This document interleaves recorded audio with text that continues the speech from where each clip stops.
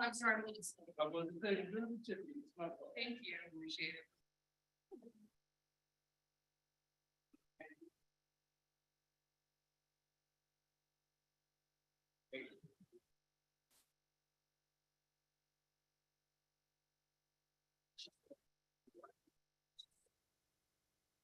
I figured.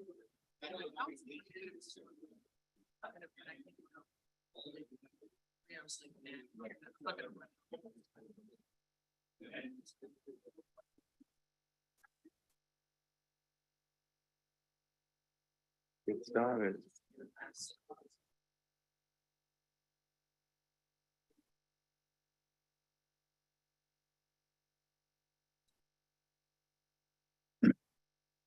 Good evening. The December 6th, 2022 Committee on Ways and Means is now called to order. I will call on Councilmember Mitchell for an invocation. Look at the minutes. We approve the minutes first. All right. Let's bow our heads. Dear Father, all mankind, give us our foolish ways. Reclothe us in our rightful mind and deeper reverence praise. Father, as we come here to do the business of the city of Charleston, let us be mindful what we're here to do today. And let us put all aside, anything that we have different, but be able to work together in harmony and peace. Let us not forget about the people unfortunate than we are. And let us be able to strive and do the things that's better for the city of Charleston, that we are here to represent them because they have placed us in this historical chambers to make decisions that's going to affect their lives and our lives. These we ask in your name. Amen. Amen. Do I hear a motion regarding the November 22nd? Second. Moved and properly seconded. Any discussion? All in favor say aye. The ayes have it. Bids and purchases. Moved and properly seconded. Any discussion? All in favor say aye. Aye. All of us should have gotten an email earlier this week regarding the South Carolina Opioid Recovery Fund Board. And in that application, it explained that we sent the application in prior to this meeting. And what we need to do today is to first put it on the agenda. And after we put it on the agenda, I'll ask for any discussion and then we'll vote it up or down. I move that we place it on the agenda. Moved and properly seconded. All in favor say aye. Aye. It's on the agenda. Do I hear a motion regarding the application for the settlement funds? Second. Any discussion? Mr. Chairman, I want to thank Heather Malloy with the Charleston Police Department, who worked together with police, fire, housing, multiple departments of the city in order to come up with this grant application. And the way it works, I'm told, is even though a certain amount of money gets allocated to the city because of the lawsuit settlement on opioids, that there's kind of a managerial function by the state of South Carolina and we still need to apply for our own funds, I guess it gives them some oversight in how ultimately we'll be spending the funds. So just by way of explanation, that's how this came together. And Heather really put a lot of time and effort into it. And I think it's a solid plan that's going to benefit our community when it comes to our response to this opioid epidemic. Thank you. Yes, and it's, You'll have to come forward. and as she comes forward, it's a 3-year plan. So that 1.197 mil will be distributed over 3-year period. There's no city matching fund Right. whatsoever. It's all settlement funds coming to us. Heather? Yes, I'd just like to, Mayor, thank you. Thank Jill Eidson, who's here with me from the Procedural Justice. She's the Procedural Justice and Research Director for the City of Charleston Police Department, who put tremendous work and effort into this. And this will be an annual application for your information. It's a payout over a period of 18 years. So there will be an annual application and accounting for these funds. Thank you. Any questions? If not, all in favor say aye. Aye. The ayes have it. Let's move on to item 4, the recommendations for the State Accommodation Tax Advisory Committee. Move for approval. Any discussions? I'll get a second. Remember, these are the, pardon, second, moved and properly seconded. Any discussion? Just to be Yes. clear, this is for the 22 22. amended budget Correct. and for the 23 proposed budget.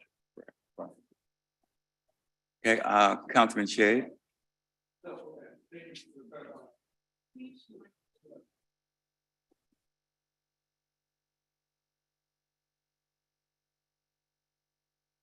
Councilman? Shade? No question. Okay. Any discussion? All in favor say aye. Aye. The ayes have it.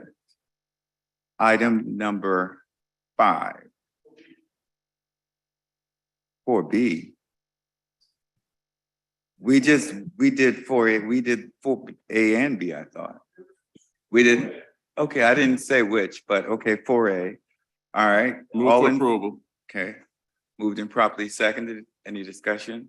And we're voting on 4A. I will second. There's a second. There was Okay. a second. There was a second. I'll second. Right, okay, it's second. All in favor say aye. Aye. The ayes have it. Now let's. Oh, okay. I thought you had it already, actually. Go on. ahead, Councilman. Come on, people. On what matter? are we You're discussing? discussing 4A?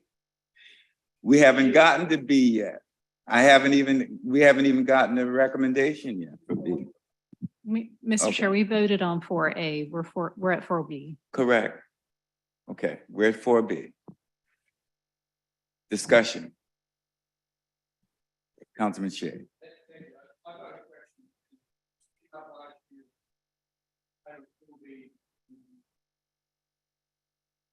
As to the Charleston Wine and Food Festival, what was the initial request from those folks? It was 100,000. 100,000? No. It was 300 and something thousand. And staff recommended 100,000. And the advisory committee took it up to 150,000. So we went And it was from, unanimous, so we went from 325 right? and then staff recommended 100 Correct, and then the committee recommended 100 and staff went to 150. 150. As I recall, last year when this came up and Councilman Wasikis was the one who initially brought it to my attention last year. And he reminded me of what we had discussed because the Wine and Foods Festival has moved a significant portion of their activities to North Charleston. Understandable. The advisory committee discussed that as well. And we did not give them any money last year. What has changed since last year? Well, first of all, the advisory committee wanted to give the money last year I understand. because they do put heads in beds, regardless of where, even though now the home is North Charleston. There are many activities that still take place in the city of Charleston. And they're still putting heads in beds. That was a part of the discussion with the advisory committee. And one of the reasons the advisory committee wanted to go higher than the staff's recommendation from 100,000 to 50,000. So my question still remains. They put heads in beds last year. What has changed from last year? Because what I recollect, so our discussion that we had last year was that they were going to come back because there was an issue with them being able to use Marion Square for size accommodations or whatever. But they were going to come back and meet with staff and discuss what were those issues and try to iron that out. Now, was that accomplished? Did they meet with staff? Well, I think another thing that's different from last year is the state gave them 300,000 this year. Yes. Okay. So in addition to the 150, okay, and the state's 300, that's $450,000. Which would negate the reason for giving them 150 if the state gave them 300,000. Well, because one, I think that the advisory committee didn't necessarily agree that we shouldn't have funded them anything last year. The committee voted last year to fund them. It was this body that changed it. Right. So the policymakers negated the committee's recommendation.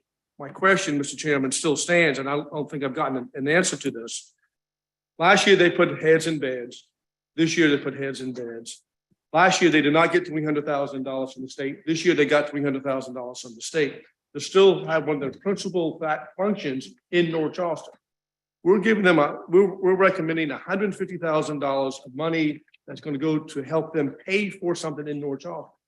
They voluntarily elected to leave the city of Charleston. Now, I may be the Lone Ranger on this thing, and I'll stand out as being the Lone Ranger on this thing. But we've got city money. We're stewards of city money to make sure that that money helps promote things that happen in the city of Charleston, regardless of whether or not we give them $100,000 or $200,000 or $500,000. Heads and beds are going to end up in the city of Charleston. And part of my question with all of this, and I see that we've given some money to a good chunk of money to the Charleston Stage Company. How many of these activities impact West Ashland? And why haven't they looked at having a program in West Ashland? Well, I mean, we don't, the advisory committee doesn't determine where the functions will be. Well, I mean, I'm that's going not to a move question to for us. amend that we strike the $150,000 from Charleston Wine and Food Festival. We're at the same point we were in 2023 that we were in 2022. Nothing's changed in the years past. When it was very clear to me, anyhow, that the understanding was that they were going to work with staff to iron out the problems of why they couldn't be at Marion Square. And that never took place. And they come back and ask for $325,000 without having that meeting. And staff has recommended, or city committee's recommended $100,000, $150,000. I think that this is something, I'm about to be frank with you, that's insulting to me. That we give them a directive to meet with us and they don't do it and they ask for more money. Now, I mean, irony with all of that. I've had discussions with them. Mayor, and no, I'm sorry, Councilman Bowden, then Mayor Hecklenberg. Thank you. And that was the point that I was going to make. I had an excellent meeting to talk about this with Melissa, I think is here with us. Yeah. And you know, asked a lot of these questions because I sat here pretty passively the first time we talked about this because, you know, frankly, people who have been here, my general view is people who have been here know better than me. And I respect all y'all's experience, but having gotten the answers from her, I think we were dealing with bad information the first time. In terms of heads and beds, Councilmember Shada, I think you made the perfect point that people who come for this festival are staying in the city of Charleston. They're not staying in North Charleston, you know, from my understanding, not having gone through the data myself, but, you know, from what I was told, the data supports that people who come here are staying in the city of Charleston, which is what this money is for. right? I think the problem the first time around was a lack of communication, which I understand. There was a change in leadership, the decision to move I'm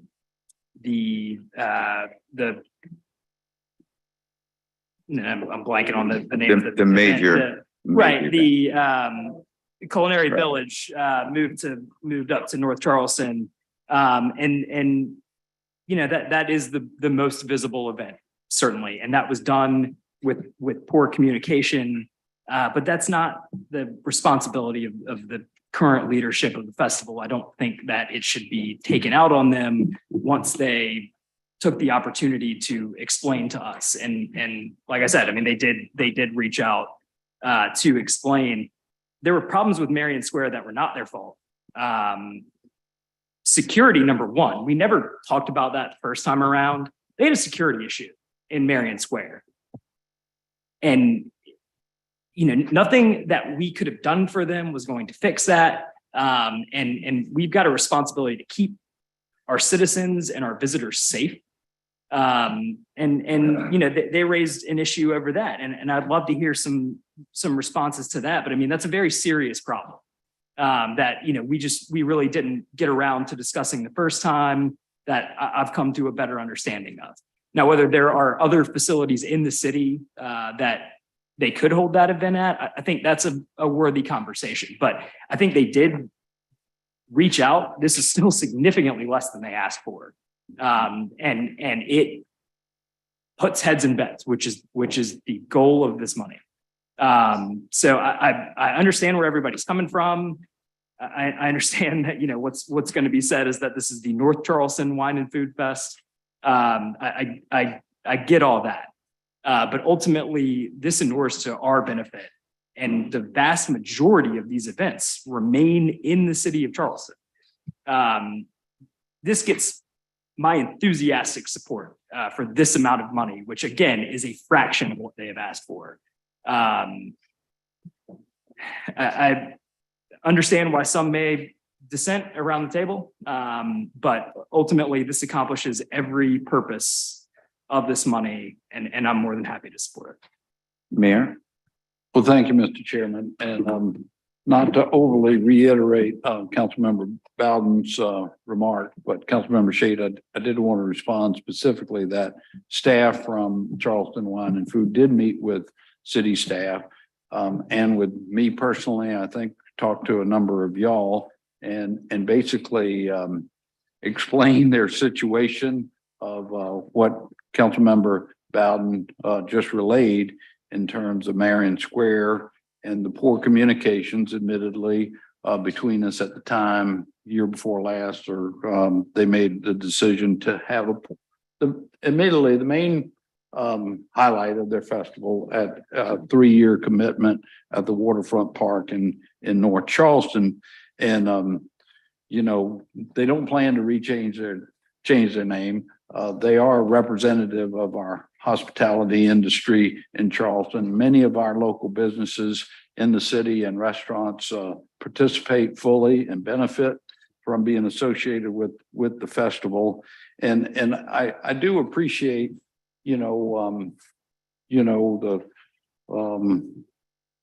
that most of these organizations that we support are solely situated in our city, and their activities are performed here. But there are a number of them that cross the line, so to speak.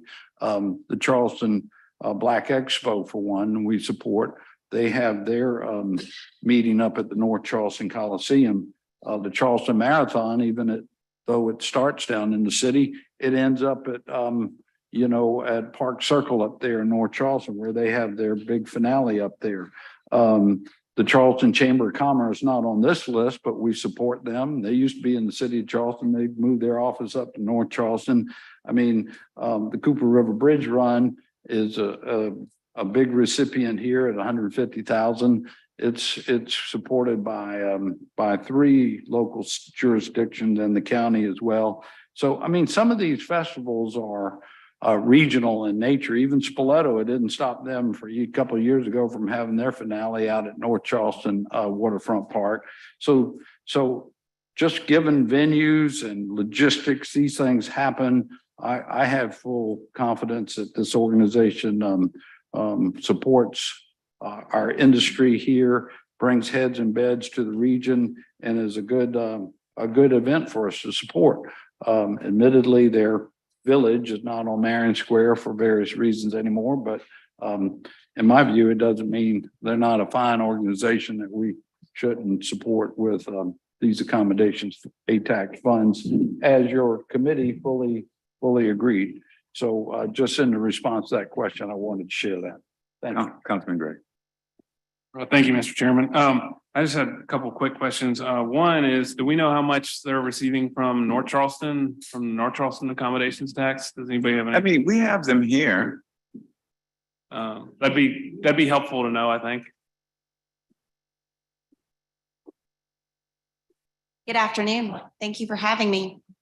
Mayor, Just Please City Council. introduce yourself. my name's Alyssa Smith. I'm serving Charleston Wine and Food as our interim executive director.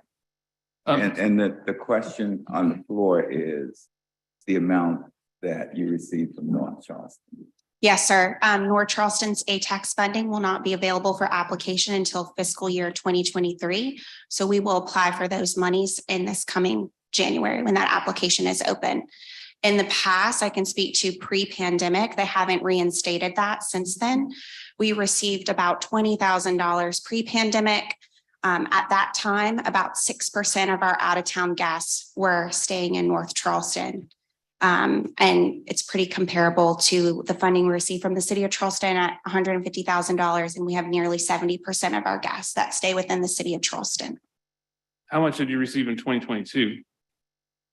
We didn't receive any because they haven't reinstated since Okay, I the understand. Thank you. pandemic. They haven't done that yet. So I can answer that question better this time next year. All right, thank you. I appreciate it. Thank you for, can so- I answer anything else? One other question. So Okay. there are a number of other venues that sort of jump out at me in the city that might be able to be used for this event. So were any other venues investigated? I can think of Governor's Park, Capital One, on Daniel Island specifically, Brittle Bank Park. There's some venues in West Ashley. Were any of those investigated? Yes, sir, they were. Okay. And what's the reason that y'all didn't choose to go there? In particular, Brittle Bank Park has a serious flooding issue. Okay. And even if there's just a high tide, part of that park is completely unusable. And the costs associated with completely building up an infrastructure to put tents on wasn't safe and not something feasible that we could feasibly do. We see 15,000 people over the course of 3 days. And some of the build outs of infrastructures are 2 stories tall. So the like engineering and the work behind it needs a place that can not only withstand that traffic, but also withstand the load in and load out safely. And what about West Ashley or Daniel Island, for example? I can't speak to the change in Credit One Stadium. Okay. That's something that we are in conversations with BMOC Hospitality. We work very closely with Charleston Place. But yes, we did do a large inventory of places that we could go. And you're in year 2 of 3 with the contract with North Charleston? Yes, sir. Okay, thank you. Thank you, Mr. Chairman. Councilman Saccharin, and then Councilman. Oh, I'm sorry. It's Parker, then Saccharin. Okay, think. I had my hand up before. I'm I sorry. just have a question for Alyssa. Is that okay? You sure? You okay? Okay. Hi, Carol. Hi, Alyssa. Thank you for being here. You gave me a great piece of information and maybe you could share it with me again because I don't have the numbers. But sure, total number of, tell me the number of events Mhm. and then the number that are in the city. City. I think you gave me that piece of data. Can you explain that to me again? Yes, last year, our 2022 festival had 104 events and 80% of those happened within the city of Charleston. And that's not just downtown. We do events West Ashley. We've done stuff on Daniel Island. Many restaurants throughout the entire city of Charleston host events in their spaces as well. So you said, sorry, 104 and how many? 80%. 80%. About 80 Thank you. events in the city. And those are large as well. So I know that was a comment. Some of those events see up to 1,200 people per event. Councilman you. Zachary? Thank you, Chairman. I'm going to try not to reiterate some of the points that Councilman Bowden made and others, but I had great conversation with Alyssa. I think just, full transparency and putting it out there.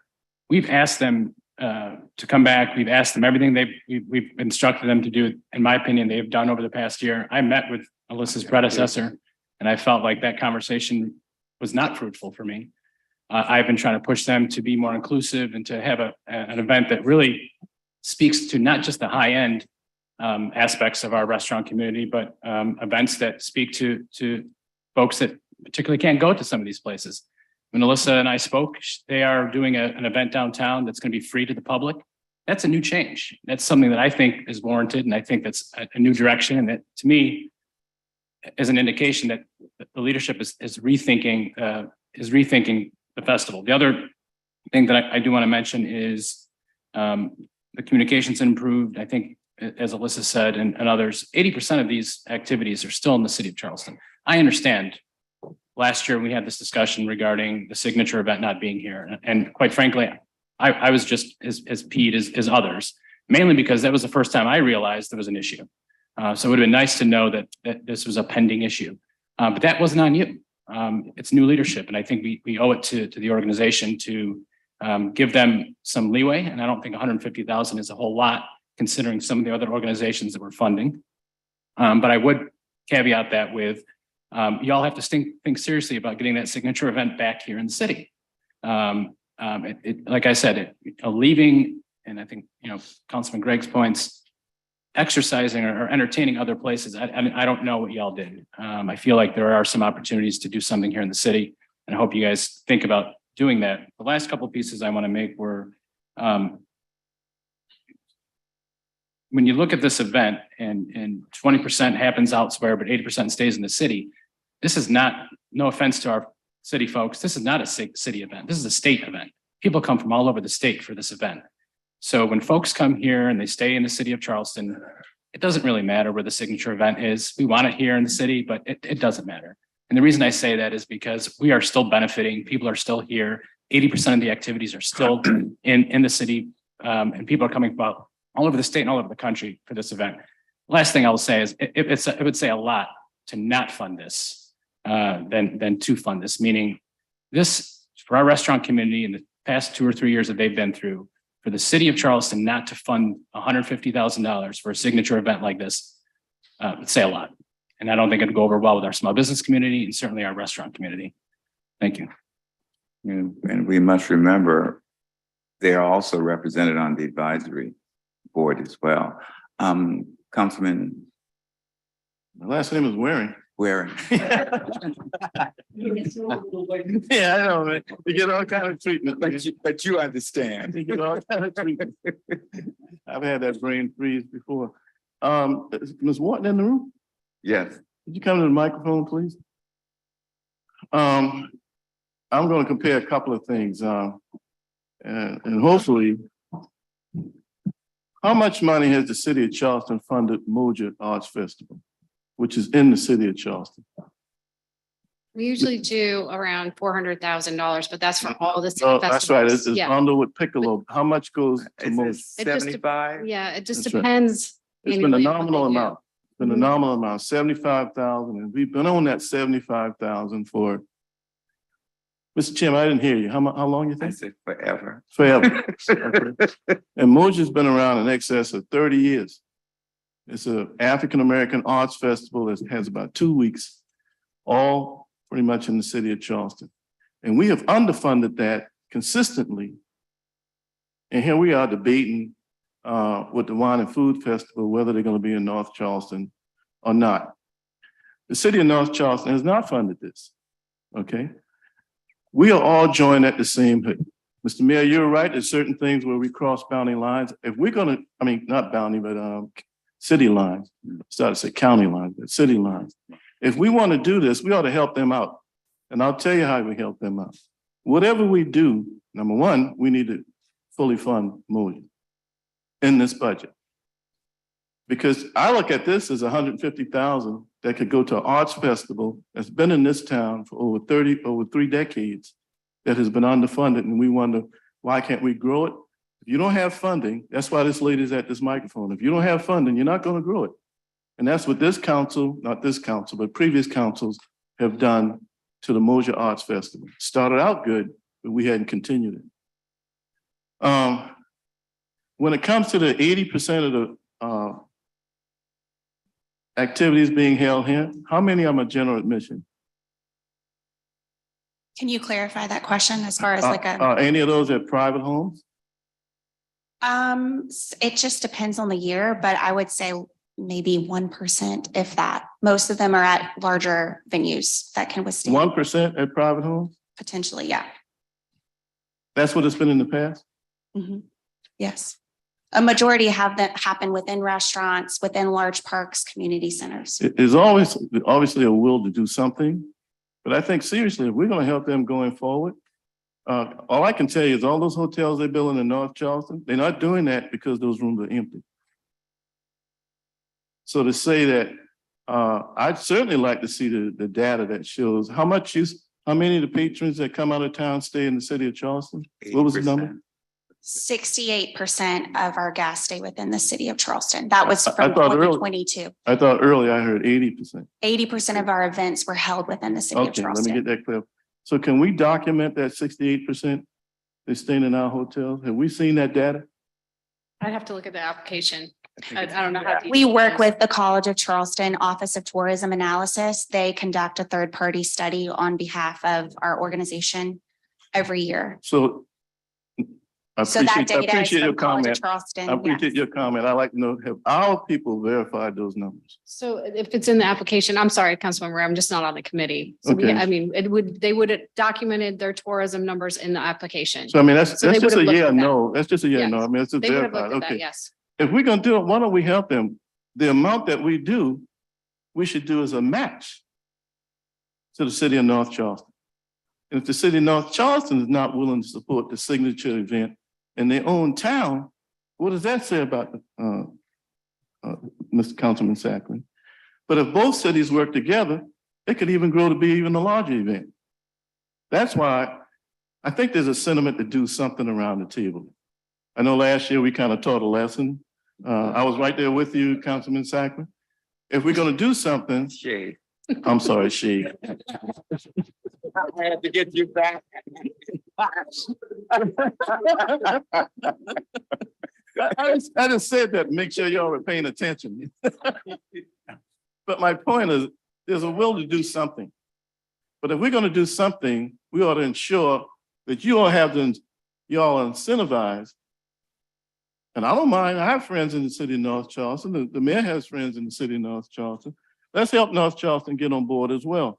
Because for them to defer and say, let Charleston take care of it, is not fair to the citizens of Charleston. The idea about taking in North Charleston Waterfront Park, I gotta be frank, it's not a bad idea. I go up to, you all will love this. I looked at the fourth quarter of the Carolina Clemson victory and at the barbecue place in the city of North Charleston, at the end of Montague. So tourists come all over. Now, there's a place called A Date in North Charleston. Very nice place. Cameras inside and out. I actually ate at the barbecue place, but I had to walk by the dig to get to the barbecue place. Packed, Mr. Mayor. And you know what game they had on the television? Ohio State, Michigan. Now that was on the exact same time Carolina Clemson was on. But the big crowd at the dig in North Charleston was Ohio State, Michigan. I couldn't believe it. They didn't have Carolina Clemson on all those screens. So tourists go all over, back to your point. Okay. So I do think I would be in favor of, we can hash out an amount, obviously a reduced amount, but I think city, if we did it as a match and we supported this young lady along with others for North Charleston to come on board, you could fertilize a festival that can go above and beyond for both cities. So, but not to the expense of Mosier. Moja needs to have a line item of its own. I like agree. Like Spoleto. We have been camouflaging Moses into the Piccolo Spoleto, the 400,000 number, which only 75.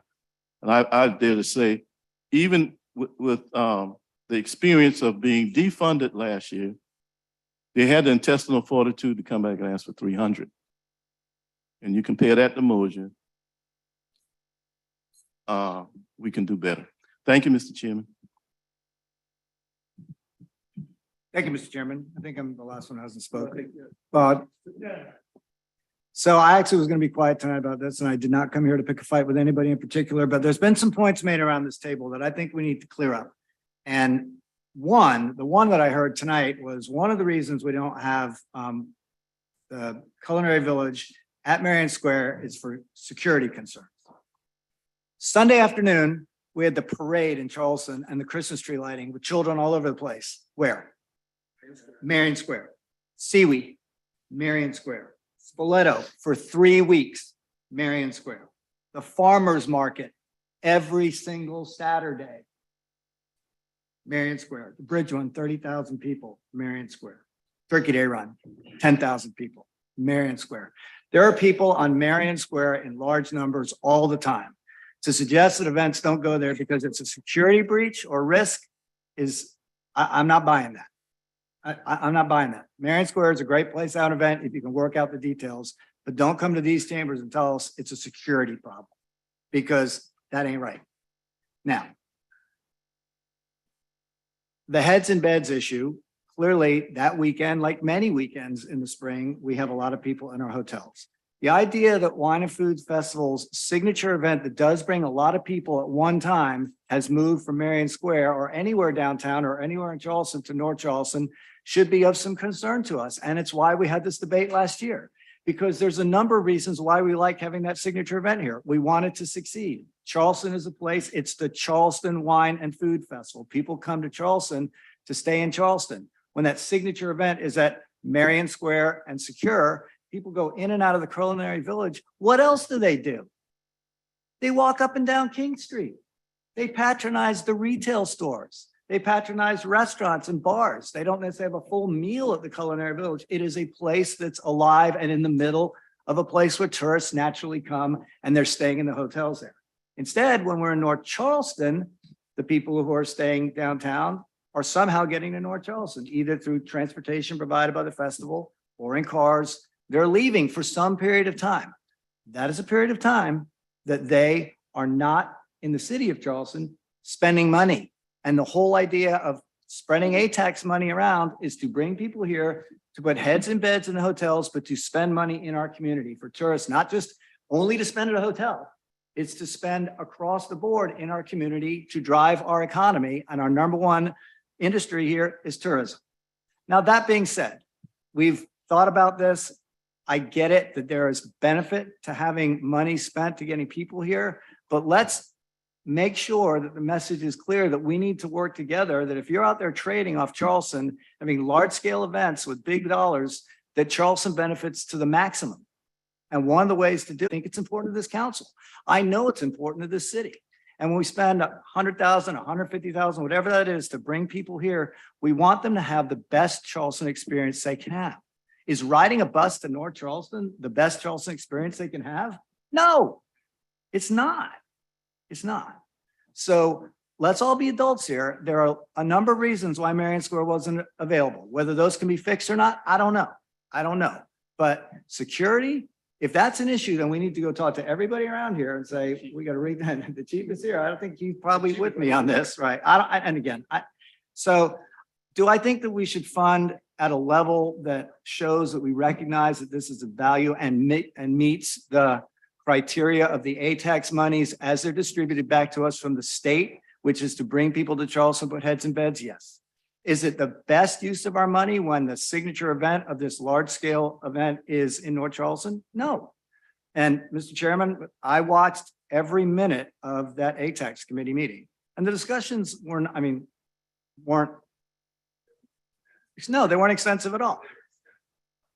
Yeah, they were, but at this one, there was basically, have they patched everything up with council? We'll see. And no, not yet, but we're getting there, right? And we'll see how this vote goes. But I'm going to vote to fund this. But I think I want the minutes to reflect, as they did from last year, that it's important for us to work together to bring the signature event and as many other large-scale, publicly accessible events for Charleston Wine and Food to the city of Charleston. I mean, you're trading off the most valuable name in tourism in America, if not in the world, Charleston. People come here for the Charleston experience. And as Charleston Wine and Food Festival, I would certainly hope that you would do everything you can and within your power to work with us to bring your signature event, which is the Culinary Village, to Charleston. And if not King Street, somewhere where there will be some benefits, not just to the hotels, but to the people doing business around here and have accessibility for residents of downtown. One of the things that residents of downtown complain about is the number of tourists are here. But they do like some of the benefits that brings to us. The Culinary Village is a perfect one. Walking through Marion Square and enjoying whatever event is there at Marion Square is something that people in Charleston, particularly on the peninsula, who see those 8 million tourists every year, enjoy. So again, there's a number of reasons why we need to work together and partner. There are reasons why we should fund this. There are reasons why we should understand each other as we do, if we do, that we still need to continue to work to make sure that ultimately we do everything in our power to make this a Charleston-centric, Charleston-based signature event in Charleston festival, if in fact we're going to fund. I mean, $150,000, we throw money around here, but that's a lot of money. And if it's successful in bringing people here, we want them to have 100% the best Charleston experience they can have. So with that, we'll see where these motions go. I'm going to support this to a certain level, but I think it should be clear, and I think most around this table agree, there's some more work that needs to be done on this. One of the things that we discussed was trying to identify other venues in the city that would accommodate the village. And don't recall what the answer was with regard to Hampton Park. Hampton Park is much bigger than Marion Square. And even the way it's designed in and of itself, it looks to me like it would really make a nice culinary village. And we also talked about the possibility of using the Joe. I think that was something that we talked about as well. Could you sort of elaborate on those two venues for just a second, and then I'll get back to Councilman Saccharin? Okay. Yes, sir. Hampton Park is a venue that we are using this year for the first time for 2 of our signature events. So we are doing a Bubbles and Buckets event there on Sunday, and we're doing another event called It's a Park Party. Those are both going to be in the range of about 1,000 people. There has not been extensive conversations about hosting thousands and the multiples in Hampton Park. Outside of the 3 days of the Culinary Village, it does take us about 11 days to build out the Culinary Village. So we would have to completely shut down the venue for an extensive amount of time from the public. So if that's something that city is interested in having a discussion about, we're more than happy to have a discussion about that. I think we need to further that discussion, especially as it relates to Hampton Park. And again, you and I just talked about it briefly. We didn't get into any. Yes, sir. And you told me about the build out and et cetera, but that is something that we need to discuss with our parks and recreation folks. So I think it would require more discussion. And you're in year 2, right? In North Charleston. In North Yes, Charleston. sir. You have 1 more year under the contract, which is 3. Yes. Which gives us enough time, hopefully, to try to decide with you whether or not there's another place on the peninsula or in the city that could be a great venue for the Culinary Village. I'd like to have further discussion with you on that one. Councilman Saccharin. Thank you, Chair. I'll be brief. I'll second the Hampton Park idea. I think it's a wonderful. It's your district. It's wonderful to think about that. I would ask the Food and Wine Festival to come back and keep us in the loop on communications. So if we do fund tonight, it'd be nice to come back, in a few months, 6 months, to give us an update, because I really would like to understand some of the nuances. Councilman Seekings mentioned and Councilman Bowden mentioned the security piece at Marion Square. That was my understanding as well. But if there's information that's not being shared and I don't really know the facts, I'd love to understand that. And the last piece is regarding Moja Festival. I couldn't agree more with than my colleague, Councilman Waring. I don't see it on here. It's been 20 some years. I'm willing to have this conversation tonight to figure out how to either give them a line item or reconfigure some of these that I do see on here to ensure that Moja does get a line item. Thank you. Councilman Shay. Thank you, Mr. Chairman. And I'm going to refer some of this to my more senior members of council. But it seems to me that as the city of Charleston was in the process of reinventing itself and revitalizing itself, there were certain things that took place that we did, and it for the very simple reason you had to prime the pump.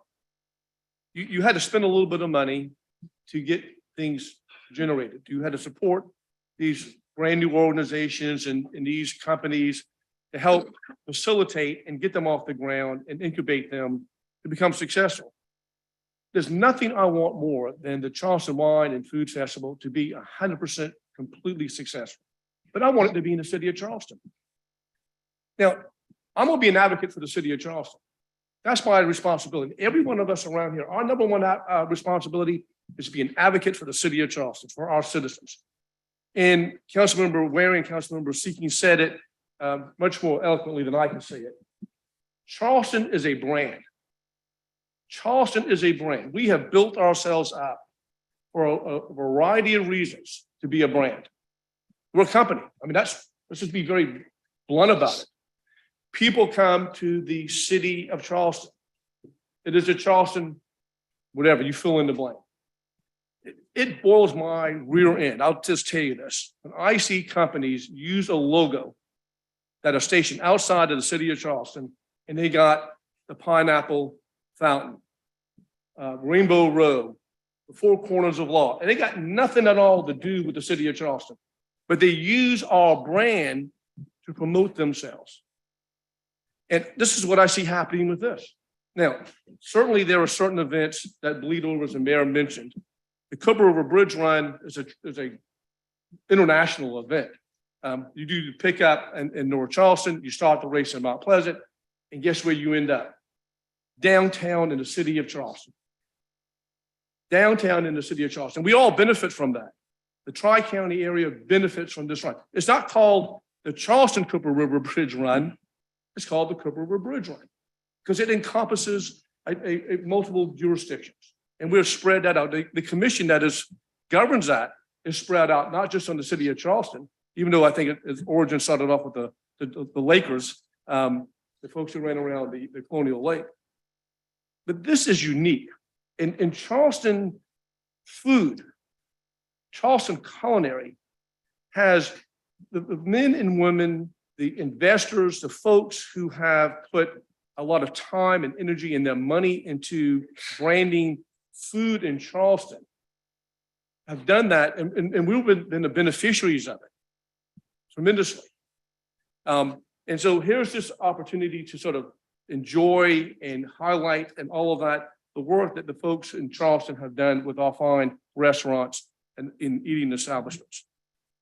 I'm like Councilman Waring. I go to several events up in North Charleston for a lot of reasons, because one of it, where my house is located, is just really convenient, and I can park rather easily up there. I love what North Charleston has to offer to me in proximity to where my home is. But we have an obligation to advocate for the city of Charleston, because the city of North Charleston is not kicking in any money. I've asked Ms. Smith earlier this afternoon when she and I chatted, what's the benefit? And she couldn't give me a number. And she said she rattled off a couple of things as what they could do in form of the benefit from North Charleston, but we don't give them from past years. And in all due respect, Councilman Bowden, when you talked about security issues, my blood pressure went through the roof, just like Councilman Seeking said, because of all the things that happened in the city of Charleston on Marion Square. I just can't imagine that security issue is something that really exists or that can't be tackled, whatever it may be. So I want this thing to be successful, but I want it to be successful for the citizens of Charleston. This is public money that we're dealing with. We have an obligation to be good stewards of public money to make sure that our citizens are benefiting from this. And thank you, Councilman Moran, for picking up that analogy with the Moja Festival. That's a perfect example of how this is skewed. So I want the success, I want this festival to be successful. I want to help it out. There's other ways of doing it, fine, but I'm not going to vote for $150,000 allocation to this festival until I get some better results of what's going on. If somebody wants to make a motion to reduce it significantly, I'll accept that. But I made a motion to amend this to delete the 150 out of this budget. So I think we've had a very good, robust discussion. I hope it's been helpful for everybody around the table to understand at least where I'm coming from on this. Let's make this festival continue its success, but let's make it successful for the citizens of Charleston. Look at other venues that are available, and particularly in West Ashley. West Ashley Revitalization would love to have signature events over there. Daniel Island, you've got several locations that could be available. And I think if I got with Councilmember Parker, I bet I could find a couple of spaces in James Island to do the same thing. Let's look at those places first before we go look at places in North Charleston. I hear you. My suggestion is for them to get with our parks and recs, number one, determine whether or not Hampton Park is in fact a good, viable alternative. Special events, right? Special events. And to continue the discussion with regard to match funds, which I think could be a discussion between the two mayors to begin with. And from there, move on. I think just totally squashing this and gutting it. Again, I just don't agree with that. I do feel as though there is a benefit, and I clearly understand branding and what the Charleston brand brings to the table, not just with this festival, but most festivals. So I think that perhaps what we need to do is, my recommendation would be to move forward with the 150 and to have extensive discussions between now and 24 to see whether or not any progress is being made to find another venue in the city of Charleston that could accommodate your needs. That's just my position. Yes. Yes. Okay. Yes, so there's a motion on the floor to approve. And there is a motion made by Councilmember Shea to amend the motion to remove $150,000 for wine and food, but there is no second. Councilman Waring again, and then Councilman Parker. I'm sorry, Councilman Parker, then Waring. Thank you, Mr. Chairman. All the money thrown around in here, we're really beating this company up over $150,000. For whatever reason, I can't understand. There are other items on here that I would vote, that I will be voting no to this ATAX budget. But this is a long conversation. I mean, I'd almost make a motion. Why doesn't this go back to committee for discussion? Does this have to be approved tonight? I mean, if we are wearing down Food and Wine Festival. I mean, anything can be. Ms. Wharton can reply to that question. I We don't know. We don't have to pass this tonight. It's not an ordinance. It could come to the next meeting, but the committee made their decision. So I don't know that taking it back to committee would make any difference, but it doesn't have to be passed tonight. Council Member Waring, and Well, then seeking. I do have a question. Can you speak specifically to some of the security pieces? Yes, sir. Marion Square, what were some of the issues? What were the top 2-3 issues? The largest security issue is that we were unable to effectively secure the entire perimeter of the park. Because it is a public park, Washington Light Infantry required that the pathways had to remain open to foot traffic. And so each individual section of the event had to be fenced off and security hired to man each egress and ingress of the event. So there was no way to put in place a universal bag policy. It was, people would cut zip ties and just walk right through fences. They would jump over fences there because we could not effectively secure. That was the biggest piece. It's a paid event. It's not a free event. I understand, but when I heard security, I thought unsafe, and it wasn't that at all. Councilman Seekings, and then we're gonna wind this up. Well, I'm on to something else now. Are we done with wine and food? Well, I'd like to be. Because we're gonna vote on this. There's a That motion on the There's a floor. motion on the floor, to first approve and the second budget. to approve it. Well, I would like to talk about two other items that are on there before we vote on it, please. Oh, other items on the list? Yes. Okay. Thank you. There are two bricks and mortar establishments that had applications into the ATAX committee that were cut. And I'd like an explanation if I might. One was Charleston Museum and the other was Gibbs Museum that got cut. And they are not only Charleston entities, they have bricks and mortar that, among others, the city of Charleston at the Gibbs Museum is responsible for paying half the maintenance. What was the second one? The Charleston Museum and the Gibbs. Gibbs. You mean what they requested They were was cut not from their request. approved? Correct. That's different from cuts. Yeah, cut from their request. Okay, okay. Any? Is there? I don't recall that they were cut. I think what they were given what they got last year. They did not get what they requested. Right. So it wasn't a cut. It was basically giving them what they received last year. And there are a number of them that way. And we relied heavily on the staffing recommendations in that regard. We asked, what was the request? 250 for the Gibbs. 250. I think 225 for a museum. I could be wrong. Hang on, I've got it. It might be. I don't have that data with me. But there were a number of them that were not provided what their request was. Including wine and Right. food. Mr. Chairman, I call for the question. I think we have wrestled this a long time. Everybody had gotten a chance to speak on it and give their opinion on it. But I think we need to call for the question, just move on with it one way or the other. Because we can keep beating this down and we'll probably be here another hour beating on this and just talking about the same thing over and over and over again. And I have dealt with a whole lot of budgets since I've been here. Because we need to think, move on. Yeah, because I think what you're about to open up with that question is for us to go to every single request and make a determination as to whether or not they were fully funded based upon their requests. And I'm here to tell you that there are a number of them that haven't been across the board. You've been chairman. I get You that. I used to be understand chairman of that committee and I just had a question if there was rationale for those particular items. Some got fully funded, some didn't. I mean, there's some randomness to it. So I just thought I would ask that question. Councilman. Greg, I'm sorry.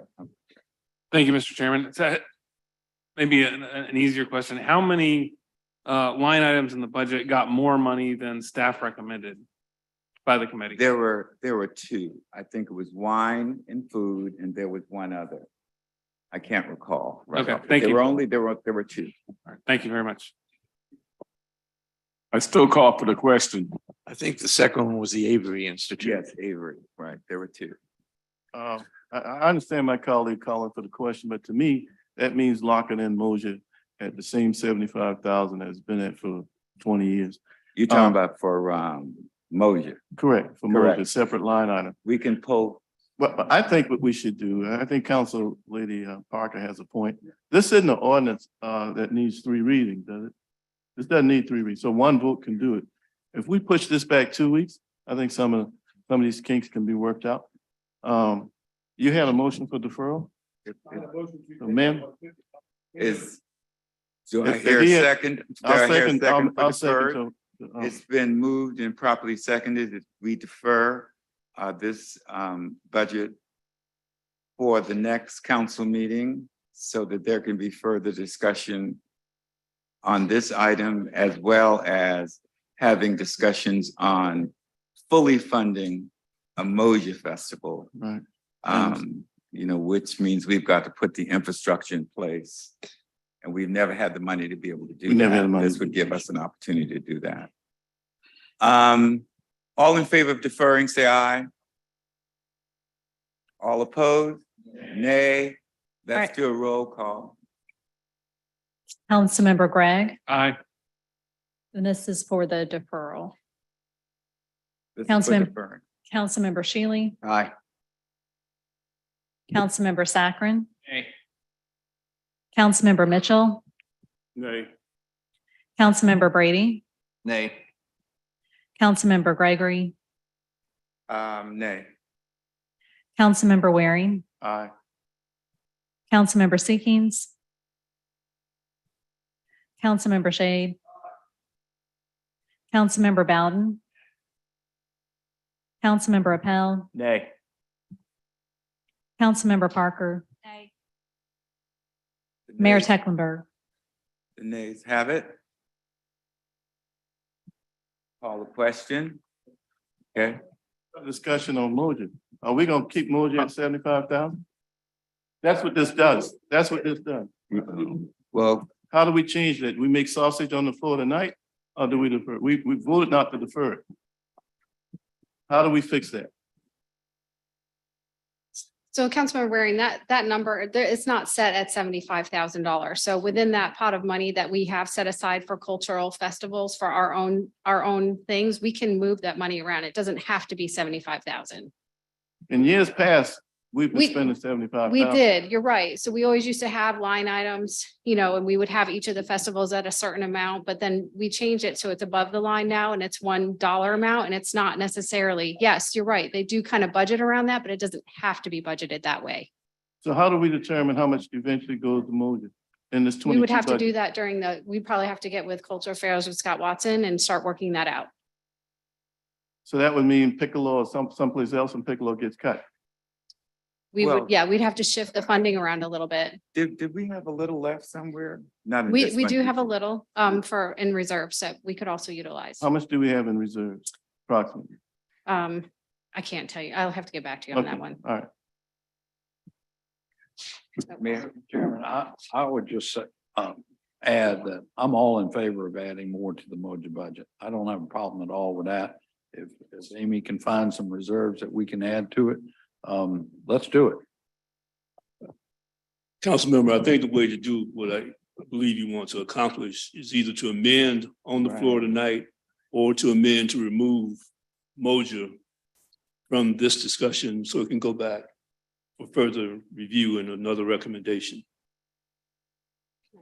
The other thing too is we can have it the way it is, and if we're looking at reserves and decide to budget more for that, just bring back an amendment. We can do that as well, and it'll give us a little bit more time. That's also something else we could do. Just want some assurance. What is the easiest way for us to do this, council? Well, yeah, I think the easiest way to do it is to amend current motion to remove Moja, and so that Or I think amending the budget, maybe once we talk with cultural affairs talk with cultural affairs and figure out those budgets, we could amend it, early next year, once we have some of those conversations, when we look at reserves. But it's on the floor now. We know that we need to do that. I We don't could do that. think early next year. Mhm. We doing it this now for next year? We can, if you want to do it for next meeting, So and then you would not. Just Then you- remove that portion from the budget, Can. from this budget, what we voting on now, and then figure it out 2 weeks. Yeah. later. I agree with that. So Do I hear a second on that? Moved and think I should properly make that seconded, motion. I then made the we- motion. You made the motion, right? Mi- It's been Mi- moved and seconded. Mr. Chair. So there's a motion on the floor to approve 4B. Does Councilmember Mitchell accept the amendment? Thank you. I'll accept the amendment for the motion. Thank you. Okay, Yes, I'll do that. Yeah. Would you mind restating it? Counselor, help me with this. We- gonna- uh, no, no, wait, we're whoa, gonna- whoa, I think the whoa, motion is whoa, to- whoa. I think the motion is that we remove Moja from this budget, okay? And Well, I we- think it's the City of Charleston Cultural Festival, which is all wrapped up, Piccolo, Moja. they're all in there. Which is for 400,000. That would be the item that we would be removing from this budget. This would be amending and bringing it back 2 weeks from now. Okay, Yeah. that would be my motion, So, okay, to amend it by removing the City of Charleston Cultural Festival Fund, in parentheses, Piccolo, Mosier, CFM, et cetera, at the tune of 400,000 to be brought back in 2 weeks. okay, Yeah, that would be Okay, one that way to works. do it. that's one way, yeah. Gonna be lit. Chairman, Just defer the whole thing and we can come back and we can pass everything. They don't It's wanna up to you. Well, it seems like council doesn't want to defer the whole Yeah. thing. Council didn't want to defer. no, So, I had the motion to defer, council voted Right. against that. Yeah. so now the motion is to defer, No. I'm sorry, not to defer, to amend. take out of this budget the funding that's there For for the Cultural Arts Piccolo Festival. Cultural Arts Right. Festival. Am I correct? That's right. Okay, To be- and we had a second on that. That's you agree with that amendment? Yeah, I second that. Okay, all right, And we bring it back in 2 weeks. yes, okay. Discussion, yes. Microphone. So if we just identify those particular festivals or items, does that restrict our ability to make other adjustments on these other items as well, these other events? In other words, if we're going to try to give, let's just be straight with this, Mojo more money, we're going to have to take it from something else. Well, unless we have reserve, Sir? unless we have the reserves to cover it. But if we don't have the reserves, are we now bound by what we voted on for these other events so that you can't make those adjustments? In other words, is the adjustments just limited to those events that Councilmember Waring identified? Correct. So if we want to make adjustments to other events, then what we're going to have to do is just work within the confines of those things and not other events that's on this list. I'm confused. In other words, I'm quite confused. Councilmember Waring is trying to get more money for Moja and other festivals. Right. Okay. In order to do that, it's got to come from two sources. Right? Money that's identified on 4B or reserves. If we don't have the reserves, then we're limited to what's on 4B, but it's only to the items that he has identified. That's my question. And I think the affirmative is you can only make the adjustments to those items that he's identified off of 4B. Yes, However, if you look at the entire list and we want to make adjustments off the entire list, that gives us more flexibility. And that was the whole purpose of him making the motion to defer. So if we vote for this, we're tying our hands. That's the question. I think that's the ultimate issue. you're saying we're tying our hands. hands because we're only restricted to those that fall under That's right. X, okay. Yes. And you're suggesting You're you're. to pay Paul. So what you're suggesting is if we make adjustments, that we'd have to get the money from some of these other entities that we're getting ready to approve. Okay, I understood that. I understood that in the beginning, but you know, hopefully there are enough reserves in order for us to be able to accommodate Moja. Do you have an idea, Councilmember Waring, of how much you might want to add to the Mojo budget? 300,000. I agree with the chairman. We have enough reserve. We could do that with the reserves. Thank you. Good deal. All right. Okay, now we're back to. I'm confused. So we're call for the course. Yes, right. As amended, clerk Right. understands the amendment. Okay. Got it. Do we approve the budget as amended? All in favor, say aye. Aye. Opposed? Nay. All right, and the nays for the record were Councilmember Parker and Councilmember Gregg. Yes. All right, thank Okay. you. Motion passed. We did it. We haven't even gone to the budget yet. Okay, let me get back to order. Okay, item 5, the hospitality fee budget. A and B together? Okay, do I hear a Yes, motion? move for approval, A and B on hospitality fee. All in favor? Oh, discussion, I'm sorry, Councilman Hughes. Yes, thank you, Mr. Chairman. And I do want to thank you. You know, I'm the representative for the Friends of Muni from the City Council as a member of the Friends of Muni. And I thank you for including the golf course bathrooms in the budget that we're going to be voting on. We appreciate that very much. I know they just had their major fundraiser yesterday. Matter of fact, Mayor Tecklenburg kicked them off with a good talk, and everybody was very excited when he mentioned the bathrooms and the ability to work toward the pavilion. So I don't know what's going to happen. I know we're going to have a Friends of the Muni meeting next week. Mayor Tecklenburg, I think, is going to be there in attendance, but if there's a possibility that they may come up with a lump sum of money for us to match. I mean, do we need to have some money available right now in order to make that a reality if they come up to put that in this budget to make the pavilion a reality, I guess? Well, the pavilion, I haven't even heard any estimates on how much that would be. So the funding that we've identified so far is the 40,000 here, plus other funding left over from the 2018 recreation bond of 460,000, which would get us the 500 we need to do the 2 sets of bathrooms. So that's our commitment at this point.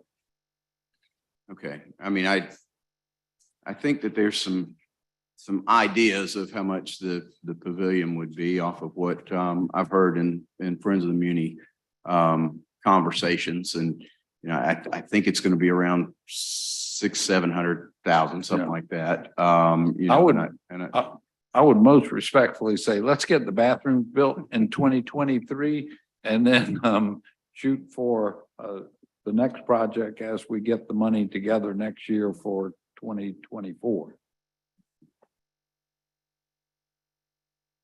Okay, I just think that, they just had that major fundraiser. They're going to have some funds available, I think. I don't know how much or what's going to happen there, but with that tournament, they may be able to come up with some. And I'm just thinking, gosh, if we had something to match there, it may make it where we could have all of this happen in 2023 or begin in 2023. I just mentioned something about hospitality. So it's based, Councilmember Shealy, on their tourism numbers. So that 40,000 is all we would be able to do with hospitality funds anyway. So if another project comes up, we'd have to come up with a different funding source, if that makes sense. Okay. Right. That makes sense. Councilmember Parker. Thank you. Excuse me. Thank you, Mr. Chairman. Mr. Chairman or Mr. Mayor, can you explain the seawall bond debt service to me? That line item? The bond for the seawall. Amy.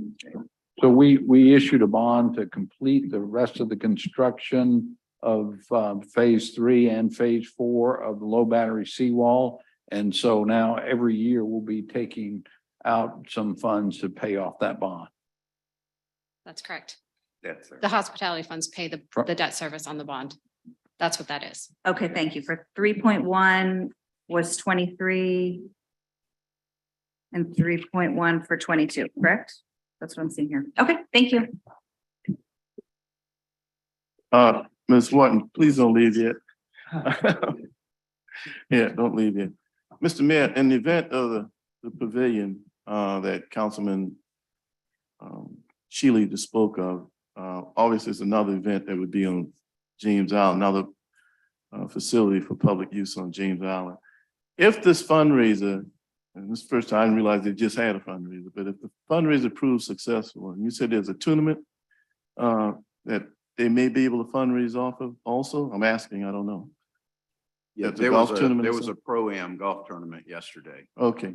It's a fundraiser. In the event that the Friends came up with considerable matching dollars, will we have a potential for a mid-year budget adjustment if something like that were to come up and be able to create that venue on additional venue on James Island?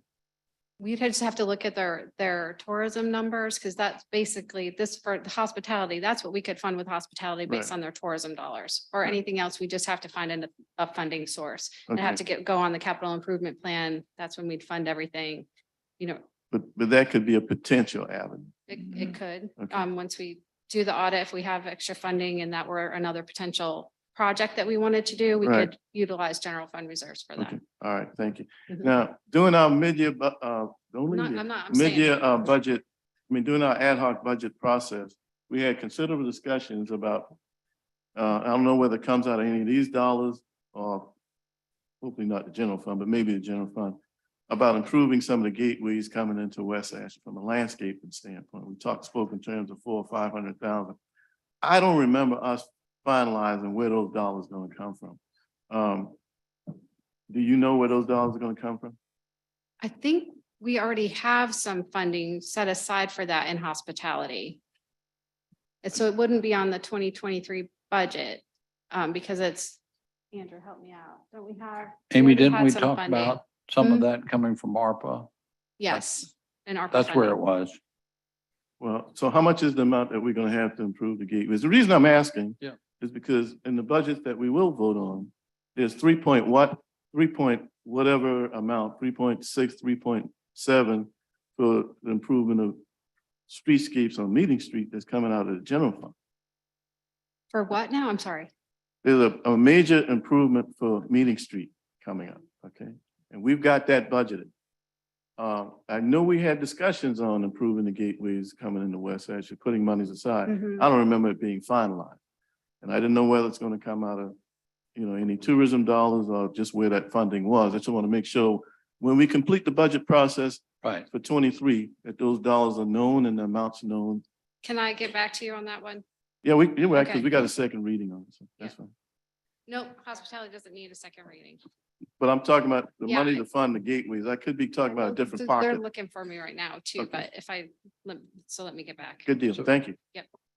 In my recollection that we talked about a figure of 150,000 and that we were waiting for a more specific list from Teresa about what that would entail.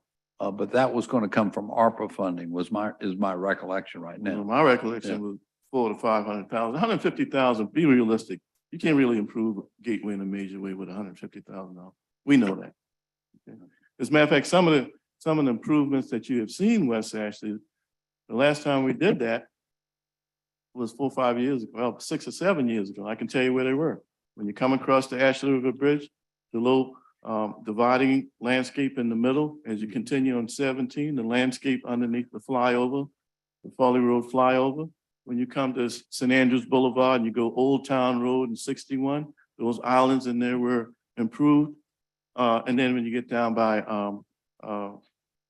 Citadel Mall, Orleans Road, when you get to Orleans Road and Sam Rittenberg, the little triangular piece there, it cost $400,000 6 or 7 years ago to do those things.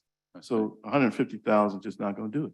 Okay. Okay, thank you. So Somebody we give need us to a number. make sausage on that, then let's make sausage on that. We do have $3 million still in reserve in the ARPA funding, by the way. So if somebody can come up with a specific proposal, that would help. All right, colleagues, we got work to do. I know, that's right. I don't know if you have anything on Foley Road, but anyway. Any further discussion? Councilman Parker, we are discussing. Thank you, almost a Mr. Chairman. $300 million budget, so much time is necessary. We're close. Thank you, Mr. Chairman. Gibbs Museum property acquisition, 1.5. That is part of the agreement, I think that everybody's working on right now with the Gibbs Museum and the Dominion property and all of that. And we would be purchasing that back building that's part of the Dominion property for $1.5 million. Any more questions? If not, are you ready for the question? Question. Right. We got a first and we got a second on this one already. All in favor say aye. Aye. The ayes have it. Nay. Item 6, nay on the hospitality fee budget for council member. 6, Move for approval. moved and properly seconded. Any discussion? All in favor say aye. Aye. I'm sorry. Question, sorry. I couldn't find E1 and E2, I apologize. So we've had the public hearing on this ordinance? The Or we public, are, we're approving to have, we're going to have the public hearing on this ordinance. the public hearing will happen at council tonight, and then it comes Okay. back, if it's approved, it comes back for a second and third reading at the final meeting in December. So it does not get a final reading tonight. Thank you. Item. Oh, all in favor, say aye. Aye. Aye, the ayes have it. Okay, we're on item 7. Move it, take 7 and 8 together. Second. All in favor, 7 and 8? Aye. Aye, the ayes have it. Nay. Item, Well, that's just to take them together. That's not to Oh, approve them. gotcha. I was sorry. moving to take up those two together for okay, a give vote me, and debate. okay, and a motion to Second. moved and properly seconded. Any discussion? All in favor, say aye. Councilmember Seeking wanted to be heard. That's right. You gotta be fair. Listen, I was looking at that, Chairman, yeah, as you just said, we're about to I know. vote on a $300 million budget, which I would like to point out, Mr. Chairman, that when you and I first got elected, you remember what the budget of the city of Charleston was? Zilch. It was 137 million. We've done well, haven't we? We've really done a good job. Well, that depends on your point of view. So we have done well across the city. So, am I the only one who's going to speak about this? I guess I am. All right. So thank you for the time. So before I begin my comments, I would just like to point out, for purposes of what I'm about to discuss, that a 1 mil property tax increase is equivalent to how much money? 1.7 million. Okay. And in our budget this year, we have proposed, and we're going to vote on, among other things, for revenues, a 3 mil property tax increase. I'd like to point out that we're doing that on the back end of COVID, when interest rates are up, when mortgage rates are through the roof, where it's very difficult to not only own a house, but to rent. And whenever we raise property taxes, we affect everybody, whether you own property or not. More people in the city of Charleston don't own their property than do, right? And so those who are paying rents are going to get affected at a higher percentage rate because it's all flow through. Now, that being said, as you know, I have never been a huge fan of property taxes. I am a huge fan of public safety. I'm a huge fan of giving raises to our employees who are overworked and underpaid. I think we should do all of those things. I think we need strong recreation. We need parks. We need to pick up garbage. We've really challenged with that. And for the expenditure side of this budget, I commend those who have worked very tirelessly this year to come up with a budget that addresses some of the real needs that we've got in this city. And if it was the only way to do it, I would vote both for the expenditure side and the revenue side. But I would like to suggest to my fellow council members sitting around this table that it's not. Property taxes in a city like Charleston of 150,000 residents and 8 million tourists are problematic from an equity standpoint in terms of spending money for the things that we need in the city.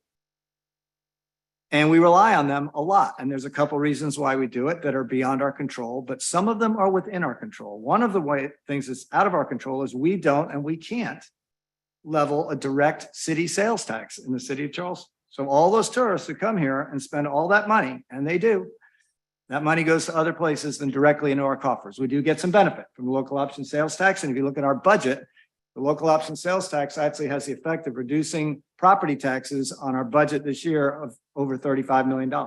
It's a large number, right? So if it was the last dollar on earth, I wouldn't be making the comments I'm about to make, but it's not. It's not. We have other revenue sources, and we do. And if you look, I might not be that long, Councilmember Gregory, but if you want to sit down, that's fine. Yeah, that's fine. I can still see you back there. I can see you. It depends on who's next. So go on. All right. So if you look at the revenue side, where do we raise our revenues from? Property taxes is our number one source of revenue by far. Number two, business license fees, right? 44 Businesses. million. Yeah. We hit the businesses pretty hard. Our number three source of revenue in the city, and fully 20% of our budget or more is correct, is parking and parking facilities. Now, that's what I would like to address tonight. And my question to this council is, why haven't we thought about this before? And why don't we build this into this budget now? So the current amount in the budget projected coming forward to us for our parking facilities fund, otherwise known as our enterprise funds, is 34.8 million, $35 million. It's a lot of money. It's 20% of our budget, right? Now let's break down where those monies come from. One, our parking garages, otherwise known as transient parking fees. I know this is kind of boring stuff, but if you build on this, you'll see where we go. How much does it cost to park in a city parking garage for a day? How much does it cost? Anybody know? All right, $20 seems like a good answer. $20, by the way, would be cheap relative to just about every other parking garage in the universe, but it's not $20. It's $18. $18. $18 to park for 24 hours in a parking garage. Y'all keeping track back there? They're playing bingo back. They're playing budget bingo back there. All right. The amount we raise off that $20 transient fee annually is $10.5 million. That is an average ticket price of $8.25 at an $18 transient fee rate. If we change the daily fee from $18 to $27, which is still a very reasonable sum to park all day in our parking garages in the city of Charleston, that would bring our average ticket price up to $12.09. And you know how much revenue that would represent? $4.9 million. $4.9 million. Recognizing that a $3 million tax increase is right. We're getting there. Okay, that's one. That's not a huge ask. And we sell in our parking garages. Anybody out in our public tonight try to get a parking space in a parking garage in the city of Charleston? It's hard to get one. We won't sell them to you by a month. There's waiting lists. Transit parking is hard to find. We should take advantage of that. And it's a much more equitable way of doing things. Property taxes are regressive. All you got to do is sit on your couch. If you don't pay your property taxes, you don't get to sit on your couch anymore. You're out. You don't want to park, you don't have to pay it. Hotels. We have agreements with a number of hotels in the city. We give them parking rights. Guess how much we charge a night for hotels to park their guests? Now, $20. Okay. What do you suppose the hotels do with that parking fee? They double it and they parse it. Actually, I went and looked at every one of the people that we have an agreement with, and we went and called every single one of them. They essentially double. It's about $40. They could do more, but it's a pass through. Who stays in hotels? Tourists, people who don't live here, not people who own properties by and large. That is a fee that we could pass through to tourists that we can't do through direct sales tax because the legislature doesn't allow us. We can't do it through additional accommodations fees because the legislature caps us, but it is a way to capture money from those. So currently with our hotels at $20, we collect $2.997 million, $3 million, $3 million at $20. If we raise it to 30, which isn't enough, but just to 30, that takes us to 4.496 million, a difference of 1.5. So you add transient parking and upping the hotel rate, a very humble $10. And by the way, the average rate that hotels charge is $40. And I'm sure they'd be happy to up those rates and people will pay them. People aren't going to cancel their hotel reservations at any hotel on the peninsula that charges overnight parking because of an extra $10. They're not doing it. It's not happening. Not happening. And if you have a lost ticket, you're going to talk about just those two adjustments, just those two. This doesn't take into account extending the meters till 10 o'clock, upping the meter rates. How about upping the charges for a ticket? You know how much it costs if you get a ticket in the city of Charleston? $14. You got 2 minutes. Well, okay, I might take some more time then on number. No, the rules say 15. Well, if you shut me 10. off, I'm going to extend 10. myself some more because I've had a year's worth.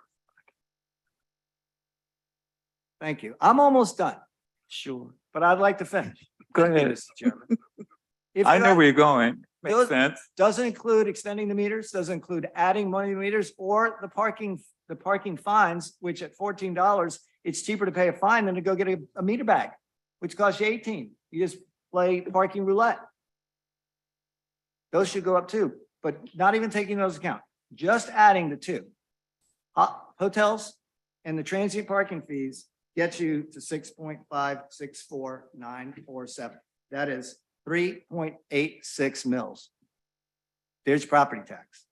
Now, why on earth wouldn't we, as we're raising revenues in this city, prefer a fee that's a user-based fee rather than a passive or aggressive fee like a property tax? We don't, if we absolutely needed to do it, I wouldn't be sitting here having this conversation, but we don't. We don't. And there's other fees we could look at. And I mean, there's a whole bunch more, but I recognize my time is up by my point. I would ask this council to look at the revenue side of this budget, the revenue side, and adjust it thusly. Go transient parking to $27 and charge our hotels $30 and get rid of that property tax. I have lots more to say, but I will not. I think Councilman had his hand up first. Councilman Gregg. Thank you, Mr. Chairman. I was going to vote against this budget for a different reason. We've heard a lot about the lost credit. And as we raise base millage rates in the city of Charleston, the effect that this has is that the folks that live in, our residents that live in Charleston County effectively pay a lower net millage than those that pay in Berkeley County. And the higher and higher we raise our base millage in the city, the greater that disparate effect becomes. And so Councilman Seekings thankfully has found a way to balance our budget without having to raise our millage and without having to have the effect of essentially having two different parts of our citizens or two different areas of our jurisdiction pay different tax rates for getting the exact same services. So I commend Councilman Seekings for finding this additional source of revenue. And if there's a motion on the floor, or if there is a motion on the floor, I would support it. Thank you. Any further? Yes, Councilman Appel, then Shay. Thank you, Mr. Chairman. And I actually He cannot, hadn't spoken. That's I why. actually can't believe I haven't spoken yet. And the meeting's been going on for about an hour and a half. But Mike, we have got to get you an invitation to the Budget Ad Hoc Committee because Well, let me tell you. I got fired from that committee. Thank you very much. Well, I would like to move that we replace him because I love what I was hearing and I was hoping we were going to let him keep going on. Because if we can do something that avoids the need to raise a property tax, I'm all for it. Nobody wakes up in the morning, has breakfast and says, let's find a way to raise property taxes. If there's a way for us to avoid that, I think we ought to think about it. And let's take a step back here and talk about what's on the agenda for this budget. We need to fund our city's employees. And when I say the city's employees, I'm talking about our police department, talking about our fire department, talking about our public service department, the folks that pick up our trash, that pick up our storm debris, that dig out our ditches. All of our city employees are important, but the overwhelming majority of our city staff is police, fire, public service, things of that nature. They've been underpaid for far too long. This is an enormous pay increase. It's an increase that they deserve. It puts the city of Charleston up at the top of the state of South Carolina when it comes to pay for our law enforcement and other critical city staff. So that part to me is non-negotiable. We're going to get there with a minimal property tax increase. Just to put it in perspective, a 3 mil property tax increase amounts to $40, $50 on a $500,000 home. We're not talking about significant property tax increases that are going to crush people. I'm all for doing what we can do to avoid that property tax increase. One option I'd like to throw out on the table to piggyback on what Mike said is if perhaps we can pass a budget tonight without the millage increase with the Seekings parking plan, and we can revisit this 6 months from now if we're unable to see where the numbers lie. And if we have to make an adjustment at that point, we can. By then we'll have better economic data when it comes to the loss credit. You know, City of Charleston has the benefit of having our fiscal year from, you know, the beginning of the year to the end of the year, unlike a lot of other jurisdictions around. I think if that's an option on the table, we ought to think about doing it. One of the concerns I had about when you were talking, Mike, is whether or not we have certain council member seats, when we had if there's any kind of like bond covenants associated with some of these parking garages, we've sort of committed to certain numbers and figures. I just don't know enough about that to say, but if we can do this, if we can tweak those parking fees to cover that budget gap, I'm all for it. And I think we should talk about it tonight. Councilman Waring, Mitchell, and then Councilman Saccharin, and then Shade. Ms. Wharton, I think you're gonna need you back to the microphone. I think what Councilman Seekings said is spot on, getting to your point about fee income and all of that. But when it comes to dependable revenue for salaries, compare fee income to tax revenue, Ms. Wharton. So I understand what Councilmember Seekings is saying, and we did not consider parking because we are coming out of the pandemic. We're letting parking revenues come back to where they were and judging it that way. And we did not want the general fund to be that dependent on parking revenue again. Right. So we're kind of just watching that and seeing how the parking revenues were doing, since we did just go through what we went through. Right. So hypothetically, when we did the tax increase last year, if you remember, at that time, we didn't know whether we were going to get ARPA funds or not. And then we passed it with the proviso. If we got the ARPA funds, we would use the ARPA funds. And that's exactly what the mayor and council did. Okay. And that tax increase did not go through. I don't know whether we can do a similar thing here, but when it comes to, we all have a recent experience. The previous pandemic was 100 years ago. All of us have current information on how income plummeted during the pandemic, which meant, as a matter of fact, one of your proposals was, and I voted for it and I commend you for it, Councilmember Pell, to try help locals come back and support downtown businesses, restaurants. Remember, we had free parking. But if our salaries were heavily based on that, then we would not have a plan B to fall back on. So if we had a mid-year budget adjustment, if we took in these suggestions and we passed the tax increase, because I'm for paying our employees, Councilmember Pell is spot on what he said. We shouldn't have a shaky way to do that. And I'm not saying that that's shaky. We had parking revenues in our budget for decades now. Fee income and you're right, those fees are obsolete and definitely need to be increased, and I support you 100% in that. But I would vote for the tax increase, and if you want to look at a mid-year budget adjustment with this fee income, I'll be more supportive of doing it that way, but not one in lieu of the other, because a hurricane comes, I'm not asking for none of this stuff, but it's been about 100 years since we had a great earthquake, something like that comes. Anything that affects tourism dollars in a substantial way is going to affect parking revenue in a substantial way. And the people that we have working for the city of Charleston, we need to have solid ground on how we go about paying that. But so, and tax I think it's a great idea. I do too. And I do believe he should be on the budget ad hoc committee. Thank you, Mr. Chairman. Council Member Saccharin, then Mitchell. Councilman Mitchell. Oh, I understand what they were talking with the budget, and I understand what Councilman Seekins said, and it's a good idea. And even with Councilman Waring saying, my thing is with raising the taxes. I didn't ever want to raise taxes as long as I've been here, but this is the only way we could have balanced this budget. And another thing with the raising taxes, we can't really rely on the parking garages like we do, because if a disaster comes, you see what happened many times before, then what's going to happen? We'd be right here again, trying to fumble to try to find money to have this city operating. When COVID came through, everything was gone, bang. We didn't have nothing from the hotels, getting nothing, the parking garage didn't have any money going through. If a disaster comes in here, which is gonna come again, another storm gonna come through here, it's the same thing gonna happen. Nobody's gonna be in the garages. Nobody gonna be in these hotels.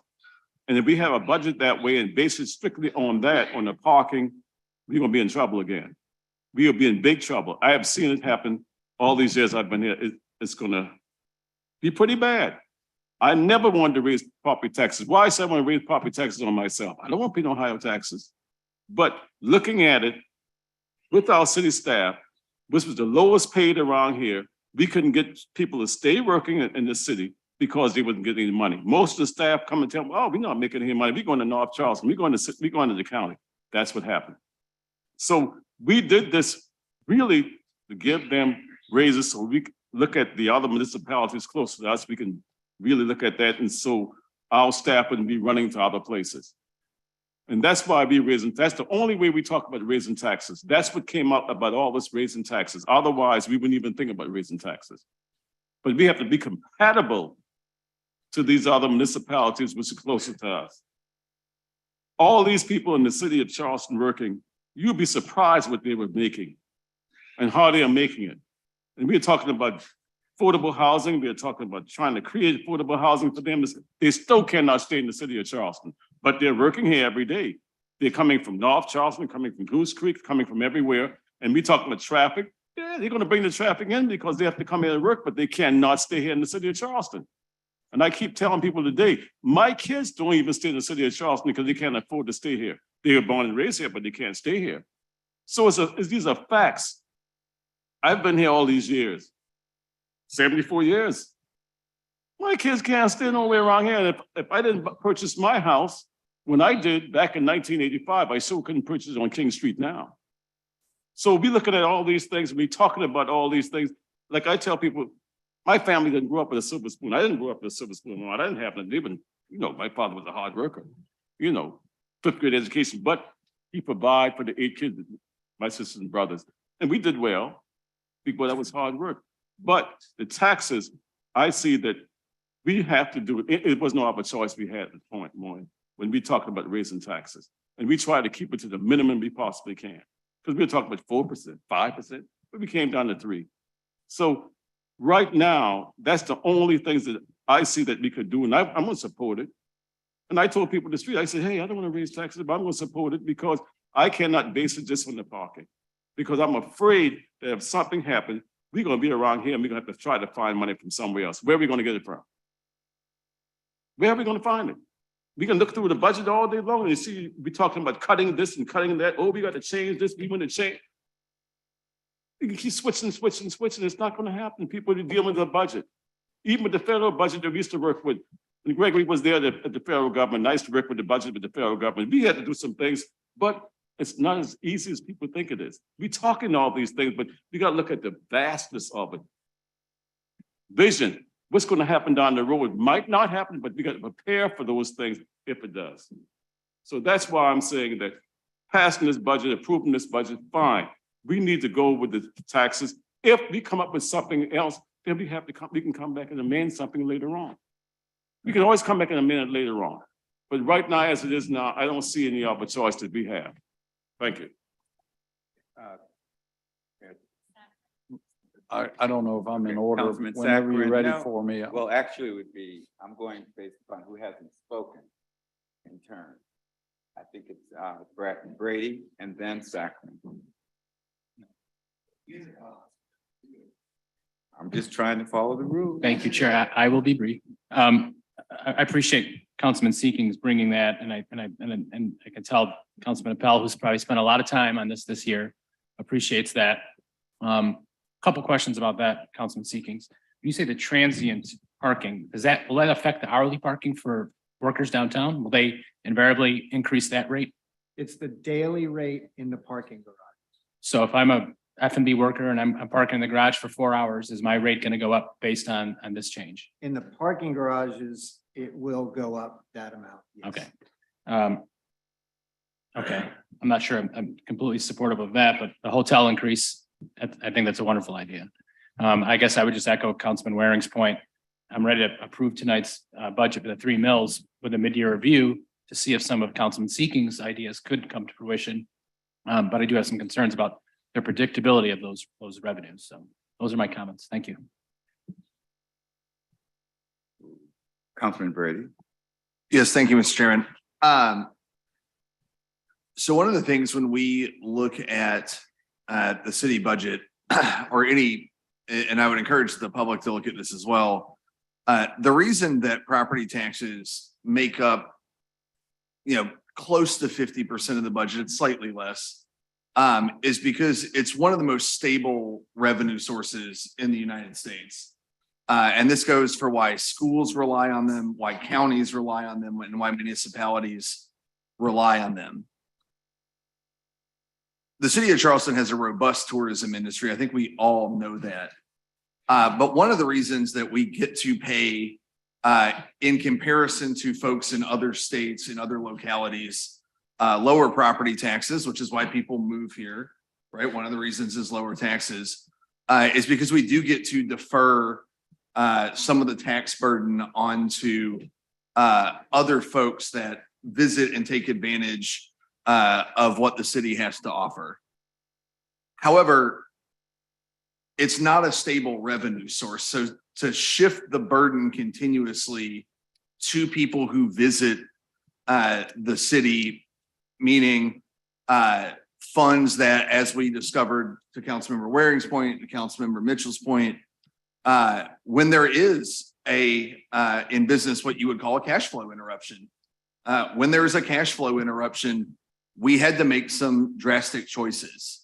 Now, once in a generation, yeah, because to Councilmember Waring's point, the Spanish flu was over 100 years ago. We just got out of the pandemic.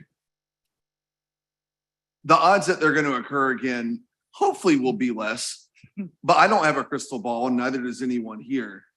Our job isn't to have the tyranny of the immediate dictate what we have to do. Our job is to look 5, 10, 15, 20 years down the road and give a stable funding source to the city of Charleston so that, do I know what that percentage is? I would argue it should probably be closer to 50-50. But we are hamstrung, as some other council members have mentioned as well. We can't just levy a city sales tax. We can't level a prepared food tax the way that tourism cities in other states can. I would argue that we need to set aside some of the going into a municipal election year, which my district and the odd number districts have coming up. We have to set aside election year concerns and look forward 5, 10, 15, 20 years. Are we putting us on a stable footing? I don't want to vote for a tax increase either, just like anyone else. But we have weighty issues that we all pledge to help solve. And shoving off our tax burden onto what's been more and more a fluctuating ability to collect that revenue, especially in times where there are economic interruptions. And we know, having talked through it with staff as well as if you just read the news, there are economic disruptions coming in the next little bit. Yes. We know that based on the Fed's movements and everything else.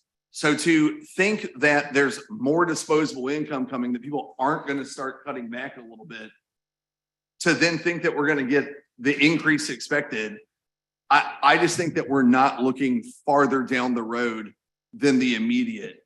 And so, again, I think there's a good compromise here.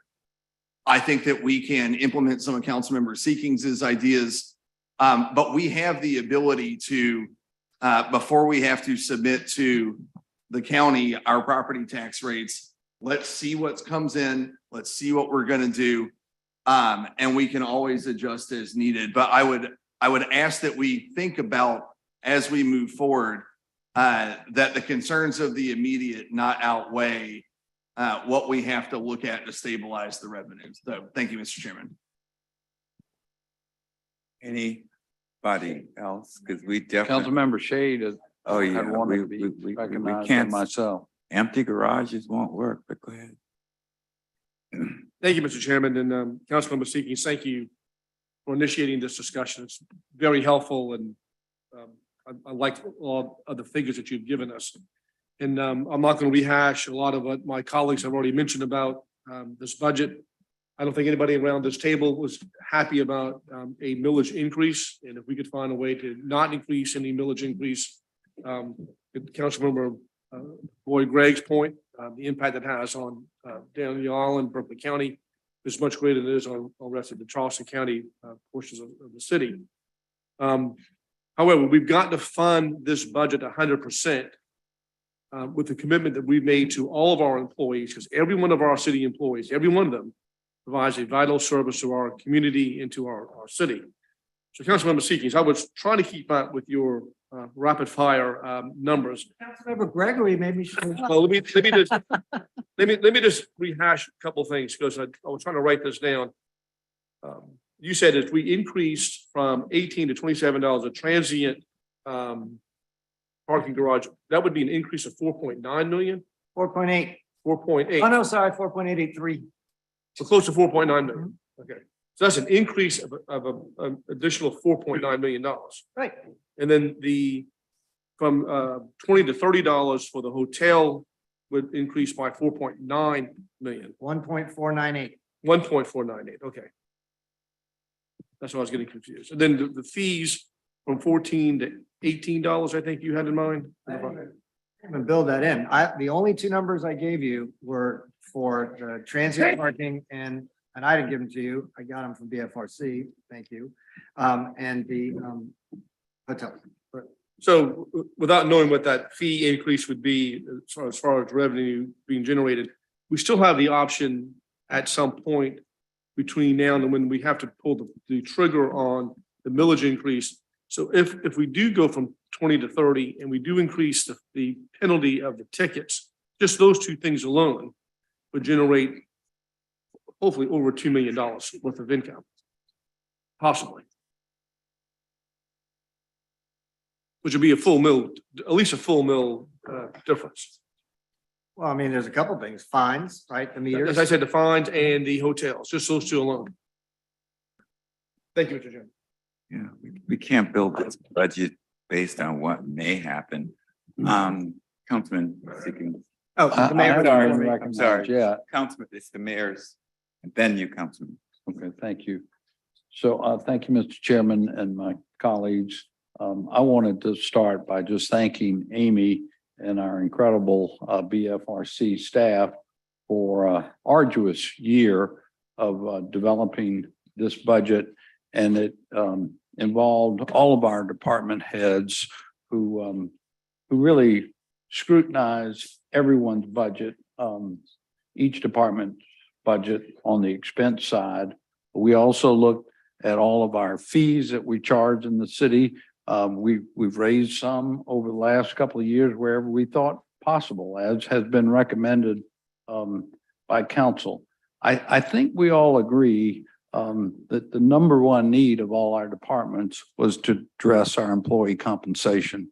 And I hope we're all still in concert that just needs to be done. And now's the time to go ahead and ensure that happens for next year.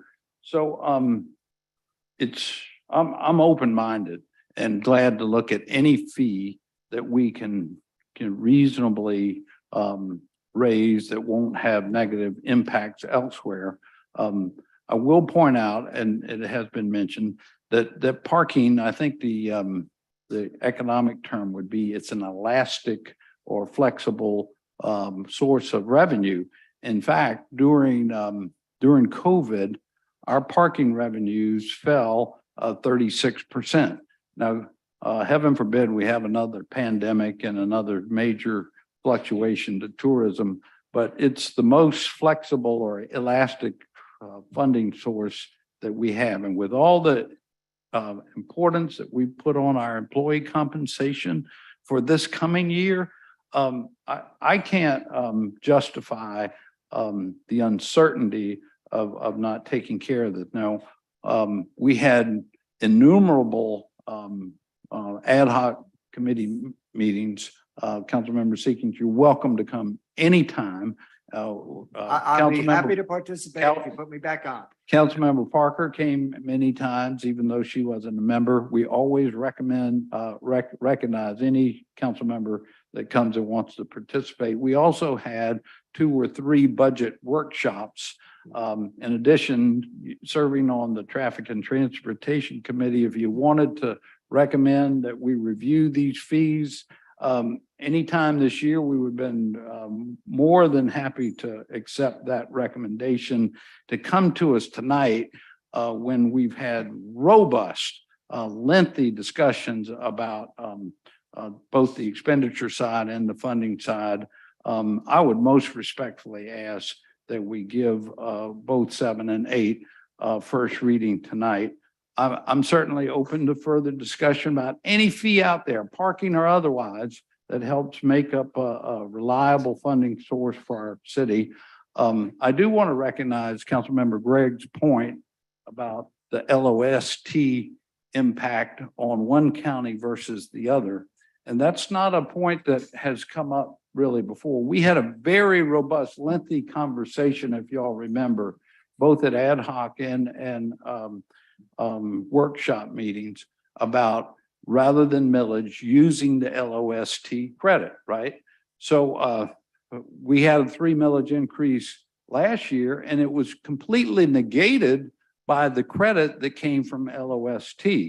And honestly, my preference for this year would have been to use some of the LOST credit rather than the millage increase, but that was not the consensus of council. After a long discussion, we did not cover this interesting nuance of the impact of one county versus the other. So for example, this year, if we used our LOST credit available for us legally to use as a funding source, it would have, in essence, wouldn't have created more of a disparity between Charleston and Berkeley County. So I think that's an excellent point, and one that we should pursue when we talk about this again next year, because I'm going to keep bringing it back until maybe I'm successful. But all that being said, we really had a robust discussion about the funding source to make this budget happen. It's so important to address our employees for this coming year. It needs to be reliable. And I'm going to just respectfully ask my colleagues to give us first reading tonight on 7 and 8. And we'd be happy, more than happy, to look at any fees that we can adjust going forward and make a mid-year adjustment if need be, like Councilmember Waring mentioned. We did that 2 years ago. We had a proposed 3 millage increase that we took back because we found that we had additional revenue that we could apply and not have to send those 3 mills up to the county. So we can do that. And I'm happy to do that again next year if after review of fees and income that comes in, we're able to do it. But respectfully, to make our budget work for next year, I ask y'all to join me in first reading tonight. Thanks. Briefly, if I might, Councilman in Seeking. response. Councilmember Bowden hasn't spoken, so he had his hand up. I was just going to point out that I saw some gesturing over there. And I heard some ideas about, maybe we, kind of go forward with this idea now and then pull back later. Is any of that possible? Maybe I'm the only one who's curious about that. We can look at it. I'm just, me, balanced budget. This is what we have. This is what we're going forward with, but it doesn't change the discussion. You're still utilizing parking versus millage. So we'll be in the same discussions then as we are right now. So that's really my concern. I mean, so if you're going to do it. If you're not, you know what I mean? Because we're going to have the same discussion. You're still utilizing parking, which isn't as stable as millage. So that's my point. Councilmember Seeking. Major premise A, get it. Property taxes are the most stable. It gets collected whether you got any money in your bank account or not. Property taxes are getting collected every year by the county. If you don't pay them, you're out. I get that. But when we talk about elasticity of our budget, property tax is only half of our budget. So before we scare everybody in this room out that if we're going to go look at some fees, we're going to ruin the entire city, we're not. I mean, the total amount in our balanced budget of parking fees is $35 million. Okay, if something bad happens, which like in COVID it did, we had to adjust. But there's more things in there that are elastic. Business license fees, which look backwards. They look backwards. They're based on revenue, right? We have another bad event, hurricane, storm, all that stuff, or COVID. That's elastic too. Some of the parking fees, for instance, with the hotels, we can collect those in advance. I mean, we sell those to them over a period of time. So we do take some risk in our budget. I get the fact that property taxes are the least risky. The only risk you've got is property values go down or people just stop paying them. But the reverse side of that is it just gets more and more expensive for our residents as we let other revenues go through our system that aren't paying for things that our residents do that we could allow for other people to pay. And that is a big thing. And so there is elasticity in our budget. It's not 100% guaranteed, even if we pass it with a 3 mil tax increase, right? And then this whole idea of the tyranny of the immediate, we balance our budget every year. If we're thinking long-term and some of the challenges that we've got in the city for infrastructure, we got to think 10 or 15 years. I mean, I suspect in 2023, we're going to take up water infrastructure, right? To the tune of billions of dollars. So we have to think about all of those out there. We have to start building into our budget other things other than property taxes, because you're never going to be able to property tax your way into building all the infrastructure that needs that we've got out there. So I think, with all due respect, the suggestion of taking two sources of revenue that is not perfectly stable, but is pretty stable, particularly right now, and adding what we already have built into our budget at $35 million for parking, less than 10% of that, to the benefit of our citizens, so we don't end up with a property tax increase, is a fairly humble ask, and it is de minimis in terms of the risk, and we can adjust. I get it that y'all want some stable revenue, but we have plenty of things in there that aren't 100% stable. I mean, look, we have municipal golf course fees of 3.5 million. If the pandemic comes along, we have a big storm, who's playing golf? Nobody. So, well, that's for everybody. There's money out there, everybody. That's why we get so much money from the golf courses, right? So there is elasticity in our budget. So I just don't want to scare everybody out there that we're doing something radical here by turning and looking at increasing some parking fees. And I went back and looked, Councilmember Saccharin, on the transient parking. Oh, you still here? The rates would change from $1 for every 30 minutes to $1 for every 20 minutes. So it would be an increase. Some of that would pass through. As you know, some employers do pay for their parking, some don't. And again, there's plenty of other sources. Let's start somewhere. There's more things we can talk about in terms of revenues and fees that we're going to have to talk about going forward. So good discussion. You know where I stand on property taxes. It's no mystery. I think that we've got a relatively stable way at a low risk end to balance our budget, to do all the things we want to do through the hard works of everybody. I get that. I'm not trying to blow up the budget, Mr. Mayor. I didn't come here at the last minute. I think about this a lot. As you know, this is work on this regularly. I mean, this is where we have open debate when a budget is brought to us. And so I just think this is a way to smooth one of the areas that we could be helping our citizens on with monies that come from other sources. So that's 100% my motivation here. It's not to, again, and cut into public safety. It's not into cut into raises for our employees, all of those things. But I mean, one of the comments here was you can't build a budget on what might happen. We do that. We do that. And we take some of the risk out with the property tax end of things, but our budget will never be 100% property tax driven because we'll have no residents. We just can't do that. So I hear the debate around here. I get it. I just think that we're gonna have this conversation again. I think every single year going forward. And starting January. I'm sorry. Can I just mention one thing, Councilmember Saccharin? So that would also have to be the meters, because we'd have to also do that with the meters to make that work. Yes.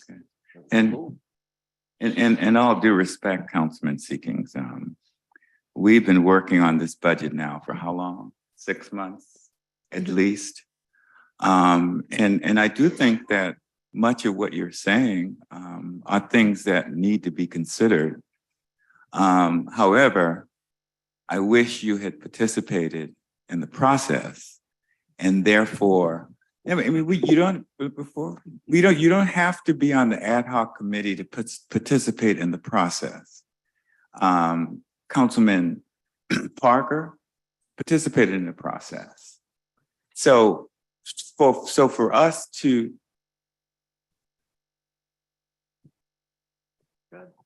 for us to as Councilman Waring always says, start making sausage on the floor when we could have been doing this now and discussing some of that, doing the ad hoc process.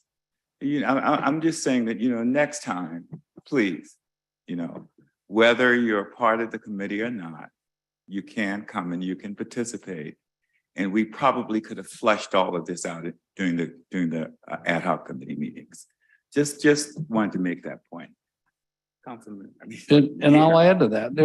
There's other considerations, council members, about even raising parking fees. I mean, our downtown businesses rely on customers being able to come down here and park at some reasonable fee, or they're not going to come park. I mean, most of our charge parking is on the peninsula, and it could have an impact to businesses. Now, maybe I go to Holiday Inn Express. If you raise the overnight fee for the hotels, I'm just going to self-park. I'm not going to pay the hotel an extra fee for that parking. So how many people are going to do that or come to that conclusion when the rates get up? There will be an impact on the daily rates to our citizens that come downtown. Some folks make the claim they don't want to come downtown anymore because parking is too high already. So there are many considerations to make when we change fees, and to do it tonight is not the best time. Can I just add to that, Mayor? Because that was one of the things that we did. And you and I talked about that, just thinking about the other businesses and everybody coming back from the pandemic. And that was one of the other reasons we chose not to do that this year. You all know that we budget very conservatively. It's worked well for us so far. So, I mean, we have all talked about revenues and looking at other fees. We ad hoc got an inventory of all our fees. We plan to start in January, talking about all our fees and how we're going to look at which fees we should increase for the budget for 2024. So that is all in the works right now. Councilman Shea, and we're going to have to. Well, one. Yeah, we're going to have to get this thing going. No, what I want to do is, I think we got some combination of people being right. The mayor is definitely right about the process. Councilman Seeking has a great idea. When I heard it, remember, I'm dating myself, but remember when you used to have that V8 commercial and you said, man, I should have had a V8. Well, when he said that, that's exactly how I felt. We've been working on this budget 5, almost 6 months, and certainly we didn't come up with that one. So your idea is one that I hope won't die on the floor because I think we're going to pass this budget. And Councilman Brady is right. It should be incorporated, and I don't think it should be waited until the budget process. You said January. I think January is soon enough. But I would hope up by the time we get out of January, we could vet this idea, going forward. But it's been a great process, and that's the part that the Budget Ad Hoc Committee does, Councilman Shea. Everybody gets to come with their best idea or their A game, hopefully on behalf of the part of the people of the city, and that's a great idea. And hopefully, Mr. Mayor, we will, as a council and mayor, we'll follow up on that sooner rather than later. Thank you. Okay. There's a motion on the floor. Yes. I had my hand up. Okay. Councilman Gregg and then Shea. Thank you. Thank you. I just want to clarify a couple things I heard. One, this isn't a $40 or $50 tax increase. I am the only council member that represents portions of Berkeley County. This is a significantly more than a $40 or $50 tax increase. At a minimum, this is a $70 tax increase on a $500,000 house. In the district I represent, I would challenge you to go find a house that's assessed at $500,000. They don't exist. So this is significantly more than $50 or $70 that we're talking about. The citizens in Berkeley County will pay 16% more than the citizens in Charleston County in their city property taxes. I think that is unfair. We're getting the exact same services. And as we increase millage, that that gap grows even wider. So I'm going to vote against this. I just want to clarify that for the folks that are representing Berkeley County. Thank you very much. Yes, Councilman Shay. I've been deferring to everybody else. I just wanted to clarify a couple of points of what happened on, and I appreciate Councilmember Boyd, you bringing that back up about how the millage increases are higher for Berkeley County than they are for Charleston County citizens of the city. The ad hoc budget committee is just what it is. It's an advisory committee. This is the mayor's budget. This is not our budget. This is the mayor's budget. And he hears from us. He takes this and he creates his budget based upon the conversations we have about this budget. We have talked about this local option sales tax ad nauseum. And I just want to make one particular point clear that in the discussion of this, the local option sales tax reduces our property taxes. And when you apply 100% of that money that we get back from the local option sales tax over the history, and I'm not gonna have my figures right on this, Morton, and you can help me out, but it actually reduces our millage, and it's done that for the past 20 plus years. So by giving, and the public needs to be aware of this, we said it a couple of times, by giving 100% of our local option sales tax money back to the property owners, we've actually decreased our millage. Thank you. We got the sheet right here. And that's an important fact for doing that. If we don't give 100% back of this local option sales tax money, then we don't reduce our millage to the point that we are right now. So the public needs to be made aware of that. And we got to keep making sure that we protect our citizens from getting that money back. Thank you, Mr. Chairman. Question. All in favor? Say aye. Aye. Opposed? Nay. All right, just for the record, the nays were Councilmember Seekings, Councilmember Parker, and Councilmember Gregg. Right. That was for 7 and 8. Yes. Motion passes. Item 9. Moved and properly seconded. Any discussion on item 9?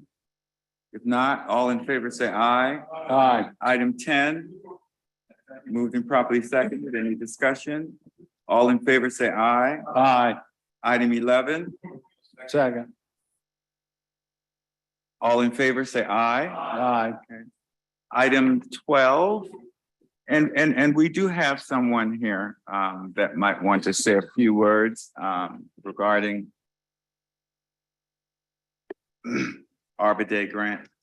Good evening, everybody. Eric McMartin, General Manager of Liberty Place, Charleston. First and foremost, I want to say thank you for having me. This is my first time in City Hall, and boy, I've really gotten to enjoy it for some time. Good to see you, Mayor, Chairman. Thank you, council members. Thank you so much. I just want to say that it was really great to be a part of Arbor Day this past Friday.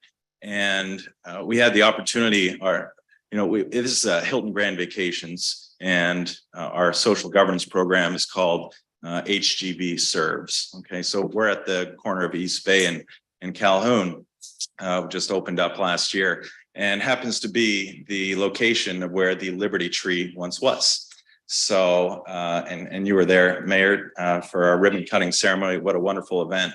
And, we found it very enjoyable to be able to replant some new live oaks at Hampton Park, as well as some other trees as well. And so that's always been very meaningful to us and great to partner with the city. Jason, thank you so much for you and your team. So much we learned that day, and also how we can be better citizens for the city of Charleston. So just want to thank you very much for that. Thank you. Thank Thank you. All in favor of item 12, say aye. Aye.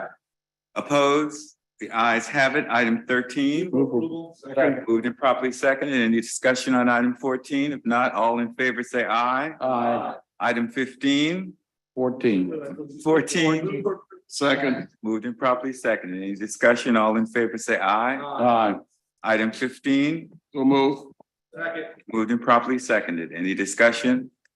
All in favor, say aye. Aye. Opposed? 16.